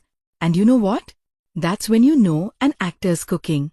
When you can hear the inhale in your own chest. Now Lin Exive. I need to talk about her voice because it's our compass. She works part-time in a flower shop now, and you'll think, oh, of course. But wait, the show doesn't make her a manic pixie in a greenhouse of metaphors. It shows her balancing receipts in ink-stained fingers. It gives her depths. It gives her a late bus. It gives her a temper when people interrupt. She's the kind of good that comes from deciding to be kind in a world that keeps snatching the nearest rug. When she starts recognizing strains of the past, the odd alignment of a street vendor's bell, a jar of marbles, his childhood scar, she doesn't swoon. She interrogates her own sense of déjà vu like a scientist with a heart. There's my girl. And when the chemistry starts brewing, it's not frantic, it's gravitational. Their first almost confession scene in the conservatory? The way the camera circles them past a slow-dripping fountain and caught the reflection of her face inside his watch crystal, I might have actually gasped. And I don't gasp. I snark. Let's address the past life wife because this is where the show stumbles toward brilliance. In lazy writing, she'd be a cartoon cobra. Here, she's maddeningly real. Cool, cultured, flinty. I can already hear the comments saying, I hate her, but I get her. She grew up learning to survive by precision. Her father ran scams dressed as etiquette. Love, to her, is leverage dressed as trust. The actress delivers lines like poisoned honey, and I caught at least 3 moments where the mask cracked at the edges. In the present timeline, when Lin Feng avoids her like she's a lit fuse, she starts spinning. Watching her push against fate's new architecture, You know how satisfying that is? It's like seeing someone try to run through glass they can't see. You get a perfect storm of pity and loathing, which is the sweet spot for a memorable antagonist. She becomes less evil X, and more if you never got a second chance, how would you try to steal one? I loved that the show let her be dangerous without letting her be the only danger. The supporting cast is a garden of tiny knives. There's Lin Feng's best friend / CFO, the kind that makes gallows humor sound like therapy. He functions as the voice of reason with spreadsheets, and there's a scene where he's half-drunk at karaoke, mumbling about how second chances are just new ways to lie to yourself, and I wanted to scratch that into a notebook. Then you've got Lin Feng's father, an old-school titan who confuses love with control. Every conversation between them is strategy disguised as family, and the blocking has them in parallel lines, never intersecting, until that episode where they finally break their geometry and stand face-to-face in the rain. Yes, it's a drama cliché. No, I don't care. The way the lighting cut across the father's cheekbones like prison bars? Enme. Lin Xive's world is quieter, but arguably richer. Her grandmother is a retired literature teacher who folds grocery lists into paper cranes and stores them in a jar. And when Xive asks why, she says, "So I can look back at what I thought I needed and what I actually lived without." That line hooked into my ribcage. Xive's best friend runs a tiny night market stall, smuggling in levity with hot broth and honest glares. We also get a second male lead, the gentle paramedic, who was there during Xive's childhood accident. And if you're rolling your eyes at a love triangle, same, but this one isn't a plot tax. He's not an obstacle, he's a lesson. He stands as a version of love that's safe and seen, the kind that never asks you to leap across timelines. You'll root for him in individual moments. There's a bandage scene that made my chest incandescent. And you'll also understand why Xive's gravity tilts elsewhere. That bittersweet clarity is how you avoid wrecking your second lead with lazy writing. Pacing-wise, the first 4 episodes set the board with restraint. No hyperactive flashback montages, no whiplash. The show trusts that we can smell patterns. Around episodes 5 through 8, it starts threading in the business intrigue, hostile takeovers, shell companies, a leaked tender that smells like old betrayal wearing new cologne. And you see how the past keeps trying to photocopy itself. The difference is Lin Feng keeps jamming the machine. He sidesteps baits he once swallowed whole. He invests in a startup Xive cares about, not because he's buying her, but because he remembers what it felt like to have all his instincts dismissed. And this is where the show gets spicy. It asks whether his protection is actually control wearing softer clothes. Xive calls him out, gently at first, then with steel. "I don't need your umbrella. I need the weather report." Tell me that's not phenomenal writing. Let's talk dialogue, because I was ready to roll my eyes at sugar slogans. But the scriptwriter knows how to slice with clarity. The characters don't speak in aphorisms. They argue in metaphors that fit their lives. Boardroom lines land like chess moves. Street market banter actually sounds like people who count coins. My favorite exchange early on is when Lin Feng says, "If I had met you first," and Xive cuts him off, "You did." She says it with this little shrug that's somehow both forgiving and not letting him wriggle out of responsibility. The silence after is a character in itself. The show is really good at letting quips fall away into ache. Cinematography and color grading deserve their own standing ovation. The past gets framed in cool palettes with hard reflections. The present is warmer, but not syrupy. They do this clever thing with seasonal shifts too. Past life love scenes are in artificial spring, hotel peach blossoms, indoor gardens, while present-day tenderness lives in real weather.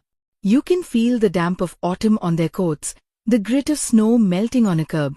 There's a recurring visual of a red scarf threading through crowds, and the camera follows the cloth, not the faces, letting color be the memory you chase. I'm a sucker for that kind of visual motif. Even insert shots feel authored. Ink smeared on a receipt, the slow roll of a marble on linoleum floor. The director clearly has a thing for hands and doorways. People are constantly either reaching or refusing, and doors are either ajar or sealed like vaults. And yes, I ate that symbolism like candy. The score is intimate, thank heavens. No overwrought violence drilling you into submission. Piano keys like raindrops, a wooden flute that creeps in whenever childhood memories drift into frame, and this subtly hopeful theme that plays when Lin Feng rewrites a choice. I'll be honest, I cried at a scene that wouldn't have landed as hard without that tiny music swell. They find the old tree where they once hid from the storm, grown and scarred, and the composer tucks in a heartbeat of the main melody, but in a major key, like the past is finally exhaling. Sound design earns points too. The city hum is distinct by district. Corporate floors sound vacuum-sealed. Night markets breathe. Watch for the recurring sound cue of a bell on a bicycle, sometimes foreground, sometimes memory level, used like a breadcrumb trail through the episodes. Editing choices are bold in places. There's a split-screen sequence that braids a past life argument with a present-day almost kiss, and the slightest misalignment in timing makes you feel like two lives are permanently just an inch off, which is literally their problem. Smash cuts are used sparingly but land hard. A slammed door downcuts to a gavel. A spilled cup of tea smash cuts to blood spiraling down a sink in the past life. And I swear I felt it in my gums. They avoid the cheap, echoed voiceover across timelines. Thank you for that mercy. Montage is used for emotional progression more than plot catch-up, which is exactly where it belongs.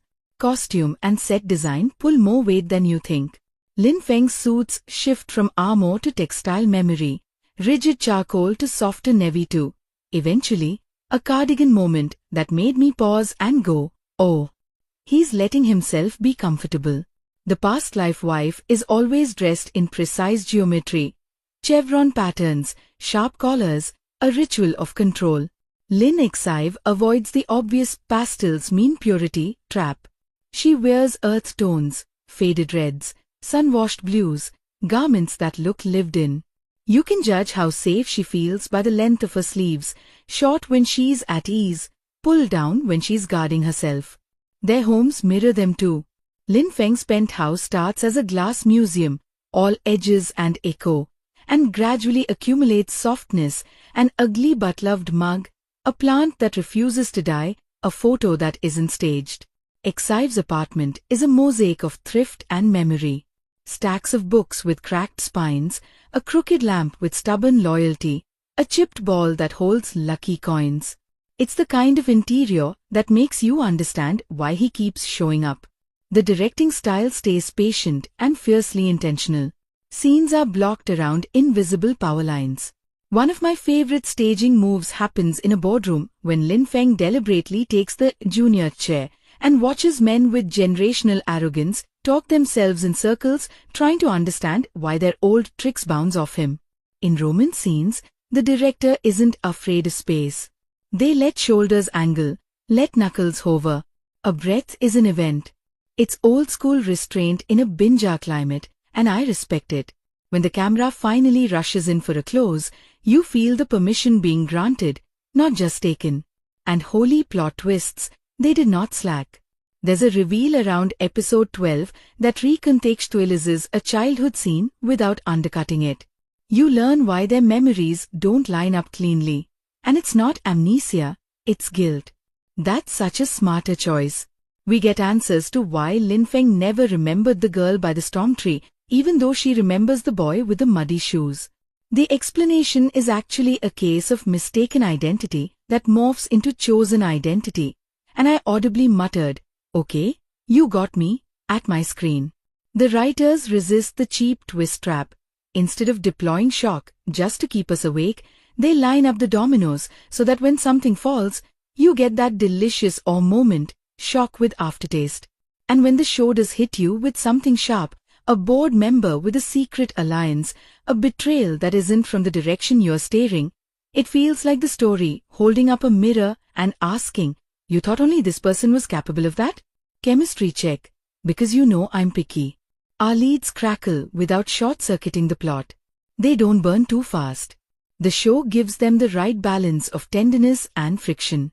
There's a scene where Exive takes Lin Feng's tie and loops it slowly while reading a grocery list out loud: bananas, soy sauce, scallions, and the intimacy is this domestic thunder. He looks at her like every aisle of his life just got reordered. Later, their first kiss doesn't come after some heroic save. It comes after an argument where she calls him arrogant and he finally admits he's scared. That's hot. Don't argue with me. Thematically, the show's biting off a lot, and most of it gets chewed properly. Fate versus choice isn't just a poster line. It plays out in contracts, in closet doors, in the way people answer their phones. The story keeps interrogating what pure even means. Lin Exive isn't good because she never lies. She's good because when she lies, she breaks into a sweat and then corrects course like she can't stand the taste. Su Lin Feng isn't heroic because he has money. He's heroic when he spends his power like it's on loan. The corporate intrigue never balloons into nonsense. It stays tethered to character, who wants to feel safe, who wants to feel seen, who confuses debt with love. And there's a sly thread about class and memory too. Rich people get to archive, poor people get to survive. The show argues that love is an archive only if you have the courage to maintain it. Music aside, the silence is weaponized beautifully. There are several sequences with just ambient noise, and the space forces you into their heads. One late-night scene in a convenience store where the only sounds are the fluorescent bus and a microwave ding. Wow! That moment says more about adult loneliness than a monologue ever could. You see two people in parallel aisles buying instant food, trying to feed something hunger-adjacent but not hunger.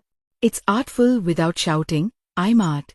On subtitles and localization choices, if you're watching with English subs, they leave Nona in the title's translation path, and that's actually a thoughtful move.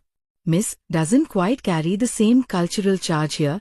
The show is playing on the idea of being mislabeled, being the wrong girl, the wrong choice, the scapegoat. Keeping the flavor matters. Dialogue-wise, the translators do a tight job with idioms. There's a line where Exive says, "Don't tighten the jar if you're not planning to pickle," which means don't make promises you won't keep. And the English phrasing keeps the kitchen imagery. That's love. Thank you for not flattening. I want to highlight the fight choreography and physical acting because the show doesn't explode into action, but when bodies move with intent, it means something. Lin Feng's punches in the gym early on are clean and quiet, the form of a man wresting control, not flailing. Later, when he gets pulled into an actual scuffle because someone threatened Exive, it's messy, less textbook, more feral. And that shift in physicality is a choice.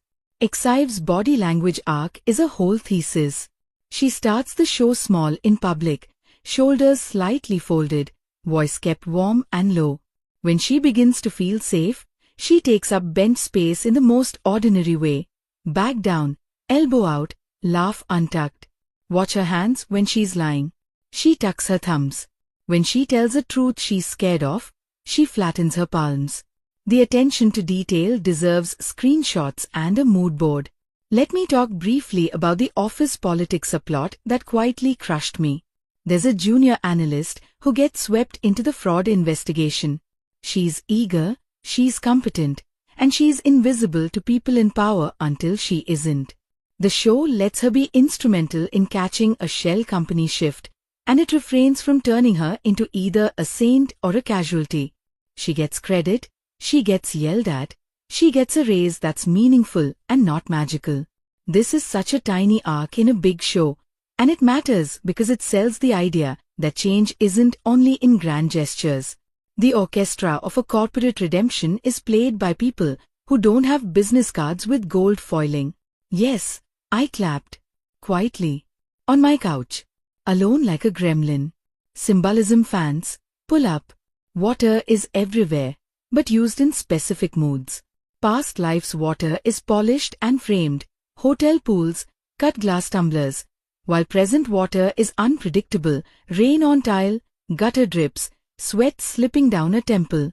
The red thread motif isn't literal string, but shows up in textile, signage, scarf, the ribbon around a package. Every time read snakes through a frame where their choices diverge, I got that weird little goosebump trail that means the visual language is whispering. Birds come in as sketched cranes from the grandmother's paper, and twice we get a live bird moment that's not cute but a little chaotic, like a pigeon crashing into the gentle afternoon. Memory isn't tidy. I love that this show lets symbols misbehave. We should get into the ethics of rebirth, because shows like this can get icky if every second chance move is just one person shaping another like Play-Doh. Here, Lin Feng's big repentance is that he stops treating his memory as a blank check. He owes people conversations, not corrections. He tells Exive about the past life mess earlier than expected. Bless that choice. And the fallout isn't melodrama. It's surgical. She asks if she's a person to him or a refuge. He answers badly at first, and then he answers well, and the journey between those two answers is the real love story. Meanwhile, the show doesn't punish the past life wife with lazy karma. It gives her a mirror and a door. Whether she walks through isn't up to him. That's growth. Directorially, there's a meta choice I found ballsy. Mid-season, the show plants a fake-out dream sequence, but you don't realize it's a constructed fantasy until 3 scenes later when a prop is in the wrong place. That tiny dislocation forces you to ask how much of what you're seeing is curated by the character's fear. It's a trick, sure, but it's the good kind, the kind that makes you rewatch with fresh curiosity. Along the way, there's a quiet bottle episode that lives in a single setting, the grandmother's apartment during a power outage. And if you're impatient, you'll call it filler.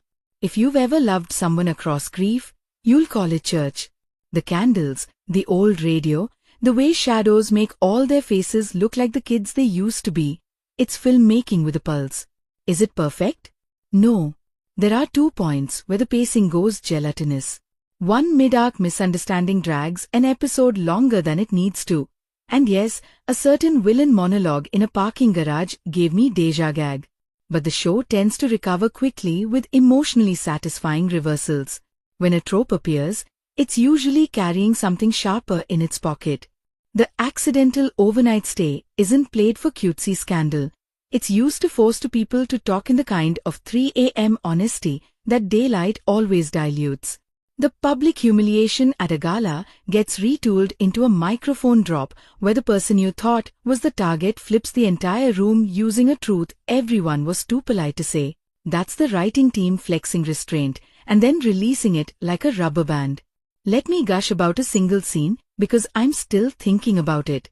There's a sequence in which Lin Feng and Exive return to a derelict community center that once held their childhood summer art classes. The floor is dust, the windows are grimy, and they find a wall with their faint pencil heights marked side by side. He's taller than her now by the same 2 finger widths he was as a kid. The shot frames their backs, not their faces, and the music is silent. He reaches up and adds a new line over both their heads, then writes today's date. She looks at it and says, "Will we measure ourselves again?" And he says, "Only if we grow." I actually had to pause and pace my living room like a distraught auntie. That's not just cute. That's an entire thesis about choosing to be alive in the present rather than embalmed in nostalgia. Comparisons, because I know some of you are going to ask which bucket to put this in. On paper, it sits with your classic rebirth revenge romances, but it refuses the neon sign revenge beats. Instead, it keeps translating vengeance into better boundaries. It borrows the aching mood of slow-burn healing dramas and spices it with enough corporate chess to keep the stakes simmering. If you like romances where the kiss isn't fireworks, but the moment your lungs finally fill with air, you're in the right neighborhood. If you need breakneck twists every 10 minutes, you might tap your foot a little. But even then, the character work will sedate your impatience. Acting across the board rarely slips. The actor playing the father has one scene where he grieves out of focus behind a window, and it's such a generous choice to keep him at a distance. The show trusts us to recognize that men like him bleed off camera. The past life wife's actress is asked to cry without smearing her makeup, and she does it in a way that feels vain and vulnerable. The best friend nails punchlines, but his eyes always clock exits like someone who has cleaned up his friend's disasters before. The paramedic second lead brings a whole storm of kindness without a hint of performative sainthood, and in his final act turn, he chooses self-respect in a way that made me whisper, "Good for you," to an empty room. Performance chemistry is a juggling act, and the director keeps these balls in the air without letting anyone steal a scene just to score points.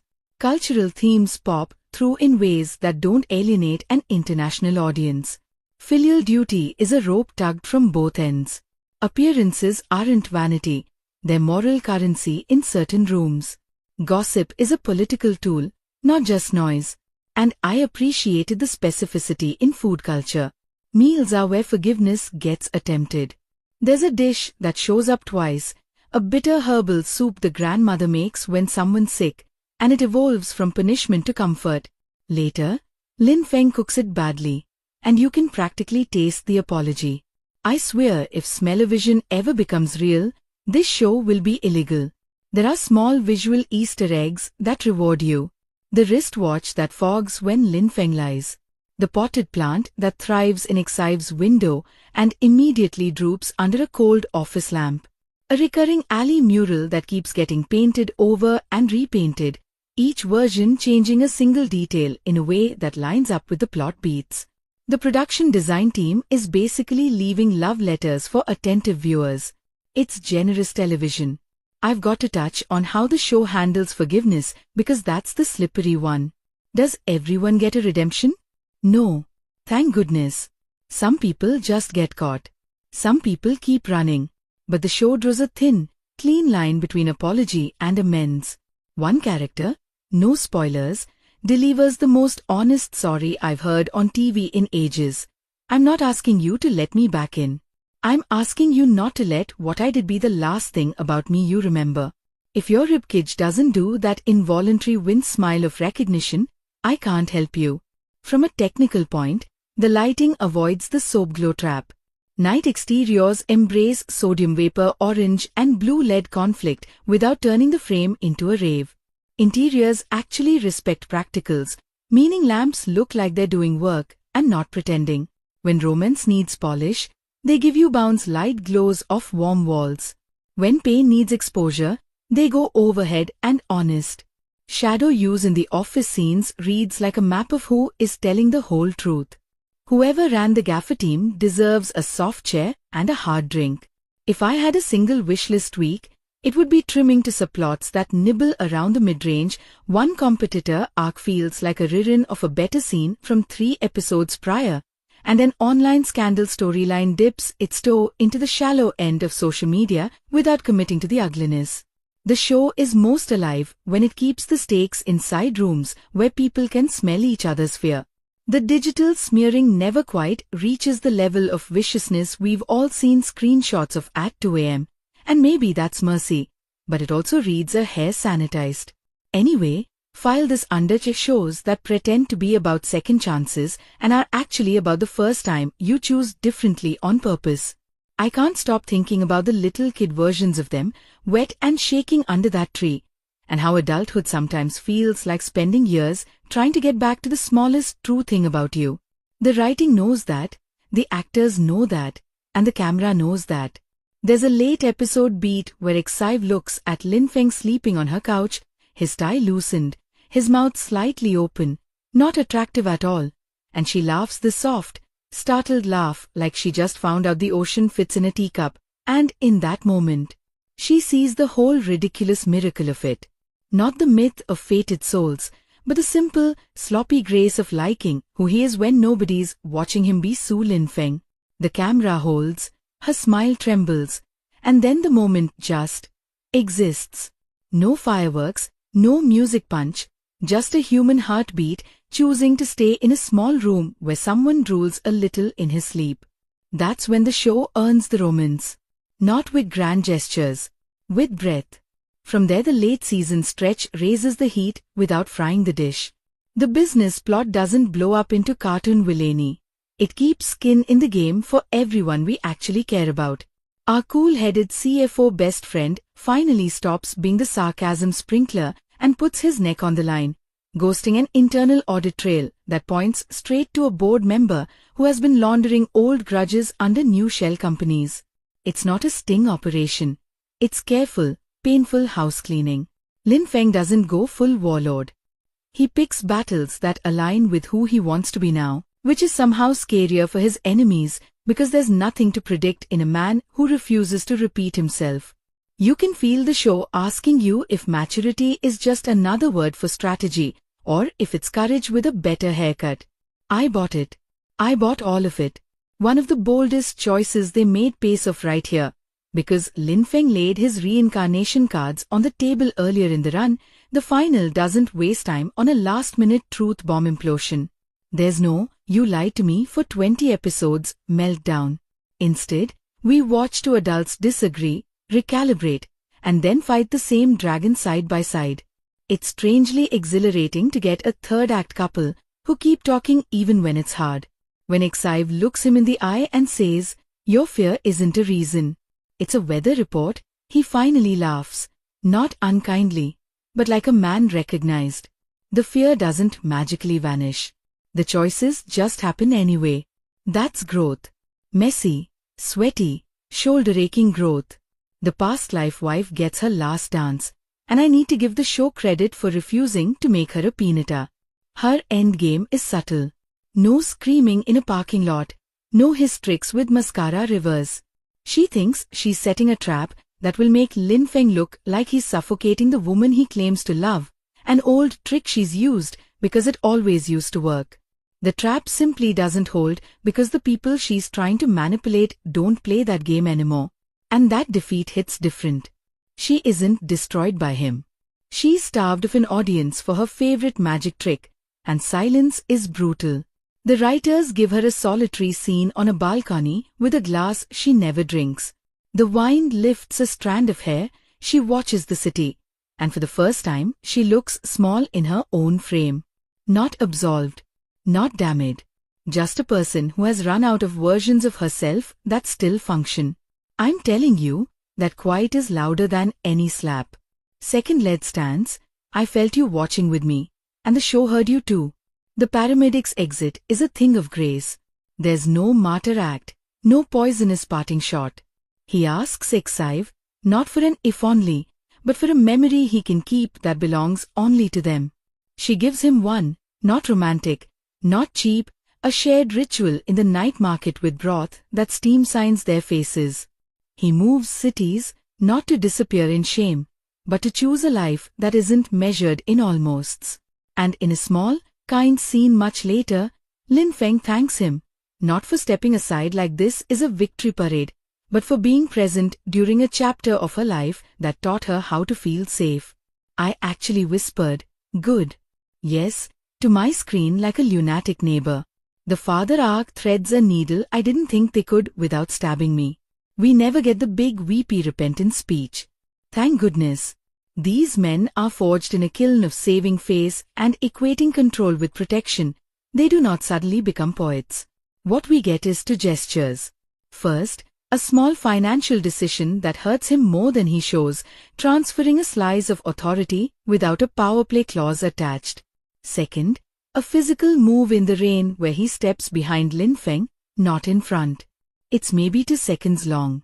If you blink, you might miss it. I rewound. Twice. That's what love looks like for him. Changing formation in a storm. Later, there's an unsigned letter tucked into an old ledger that explains nothing and apologizes for everything through the numbers he chose to write instead of the words he couldn't. Knife. Twisted. Thanks. As for Grandma, they resist the urge to make her a plot device. She does have a health scare because the genre gods demand at least one emergency room scene. But the aftermath is a love letter, not a grief tour. She sits at the table with a teacup in her palm and tells Lin Feng, "When you were boys, you chased thunderstorms." Chasing is a baby word for choosing. He laughs because he knows he never knew her when he was a boy, and then he stops laughing because in a weird way, he did. Her paper crane's jar is full by the final stretch, and I braced for a symbolic topple, but they don't smash it. They empty it, carefully, onto the table and read old grocery lists like fortune slips. You suddenly realize the show has been teaching you how to read ordinary life as prophecy. The climax never goes full pyrotechnics. The war is won with documents, doorstops, and people who refuse to flinch. There's a boardroom showdown where the camera lingers on wrists and pens and cuticles going white, and the sound drops out just a hair under normal, that dampened pressure tone you hear underwater. A time-stamped email kills an empire of lies with one clean cut. The editing cross-sews the faces you want to see during the fall. The junior analyst catching her own reflection in the black of a monitor, the CFO closing his eyes like he finally let go of an anvil, Exive not watching the news but watering a plant, refusing to make catastrophe her entertainment. That choice? That's the show's ethos wrapped in a single parallel cut. Live your life. Let truth do its job. And then they take all that adrenaline and do something disarmingly gentle with it. No tuxedos, no bridal march. We end not at a wedding hall, but in stubborn daylight. They revisit the storm tree, which is no longer picturesque, by the way. It's gnarled, bandaged by city maintenance, scarred like an old knee. The camera does not beautify it. The score barely kisses the air. Feng puts his palm against the bark like he's clocking a pulse and says, I remember now, but I don't want the memory to be the point. Exive answers, the point is that we both showed up. They hang a tiny red ribbon, not as destiny rope, but as a bookmark. Is it corny? Maybe on paper. On screen, with the way they play it, it's two people choosing a present over a museum. And then they leave. They don't linger. They go to buy soy sauce. I could not have loved that more if I tried. Visually, the show's last hour relaxes its shoulders. The color language finally lets warmth be honest instead of aspirational. We get umber that isn't syrup, blue that isn't ice, skin tones that look like skin. Costume-wise, Feng wears softness like he's testing knitwear for the first time and realizing it doesn't itch. Exive rocks a coat that's practical as a sermon. Their outfits match not by palette but by purpose. Both have deep pockets and somewhere to put their hands when conversation turns into contentment. The DP lets sunlight misbehave through window blinds, and it paints stripes on the floor like sheet music. Tell me that isn't deliberate. Now, the last song. I've been waiting to talk about this. The composer reprises the childhood motif one final time, but not as a tearjerker. The melody turns playful, almost clumsy, like a beginner learning scales with joy. The percussion is domestic, wooden spoons, tin lids, literal kitchen tools sampled into rhythm. End credits roll over sounds you recognize from earlier episodes, stitched into something like a home demo. It's cheeky and sentimental in the best way. If you hang through the scroll, there's a blink-and-miss button scene where grandma teaches a neighborhood kid to fold a crane while grousing about the price of onions. It's not a Marvel tag, it's a benediction. Rewatch value is high, and I don't say that lightly. On a second pass, you'll catch microclues that the show sprinkled with a miser's hand. The watch face I mentioned earlier doesn't only fog when the man lies, it fogs when he lies to himself, which will make you yellow come on at your TV around episode 3 when you realize the tell started before you spotted it. The bicycle bell breadcrumb shows up in reflections, not just sound cues. There's a storefront window in a rainstorm where the light rings mimic that bell, and the editor holds a single frame longer as if daring you to notice. Doors you thought were just props are actually signals. Hinges on the left in scenes where choice is possible. Hinges on the right when the social script is choking someone. I can hear you rolling your eyes, but go look. It's there. Acting fireworks land again and again without ever feeling like audition tapes. The leads keep outacting the camera in the best possible way. You can sense that if the editor had held 2 seconds more in half their moments, we'd have watched totally different emotions win. There's a tiny bit where Feng's mouth takes a fraction of a second too long to form the word sorry, and your gut fills that extra beat with the years he didn't know how. Exive produces one tear in a phone booth that doesn't fall. It clings to the lower lash in defiance, and she never blinks it off. It's the anti-glam cry. The past life wife has a hand twitch during a handshake that sells 20 years of conditioning in one muscle spasm. The father's out-of-focus grief I mentioned earlier gets mirrored in a later moment where he's in focus but chooses to be still, and somehow the stillness hurts more. Television is a game of inches, and these people are athletes. The writer's room deserves applause for boundary work. We get an actual conversation about consent in a kitchen, mid-laugh, where they pause, name a line, and agree on the heat dial like adults. There's no pious after-school vibe to it. It's just good manners turning into good intimacy. Therapy gets a cameo through a colleague, and it isn't played as punchline or magic cure. It looks like a person wearing the same pants to 3 sessions in a row because that's their comfort uniform, and it looks like incremental courage. The show also has the decency to say the words financial abuse out loud when referring to what the past life wife engineered. That matters. Words make things real. Real things can be addressed. Not everything lands perfectly, and I'm not going to pretend otherwise. A late-season product placement scene in a home goods store tries too hard to be cute about an air fryer and turns into a minute-long hostage situation.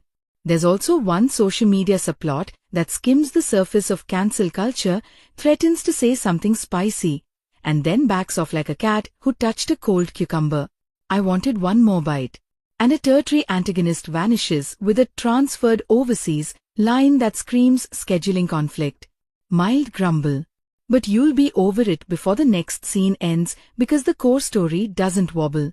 If you're wondering about age gates or content flags before you drag your mom or your teenage cousin into a binge, here's the vibe check.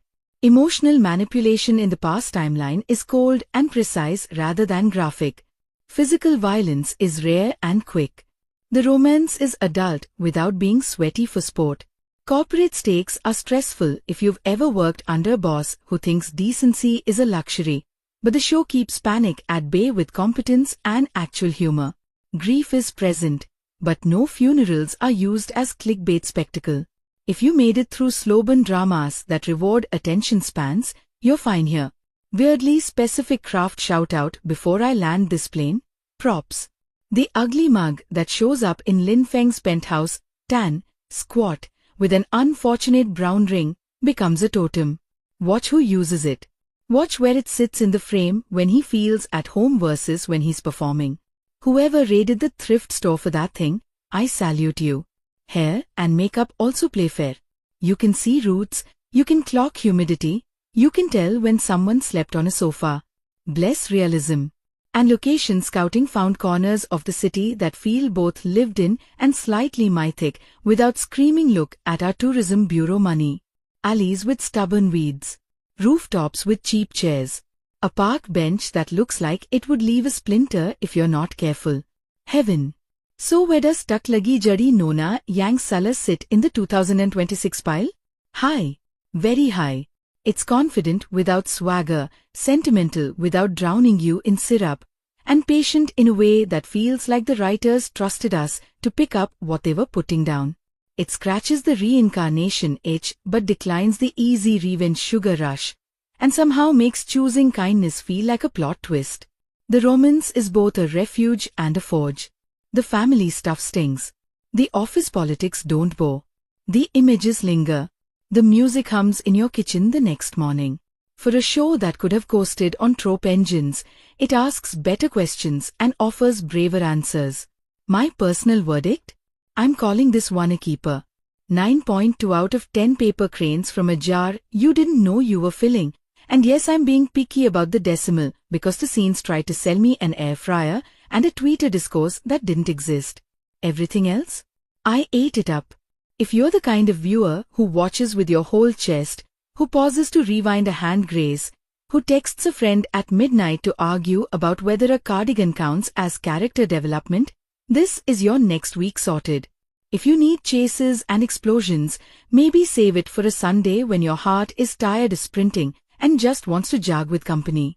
If you hung out with me this long, thank you. You don't even know how much I love doing this with you, having these ridiculous, honest conversations about fictional people who keep telling the truth about us. If you want more deep dive recaps that treat TV like the art and the mess that it is, you know where to find me. Hit subscribe to Story Frame Recaps so I can slide onto your home screen the next time a show makes me argue with my own thermostat. Drop a like if this helped you sort your watch list, share it with the friend who always says just one more episode and then lies, and tap that little bell so you don't miss when we cry, laugh, and yell together again. I'm leaving you with this. Measure yourself when you grow, not just when you're scared. I'll see you in the next frame.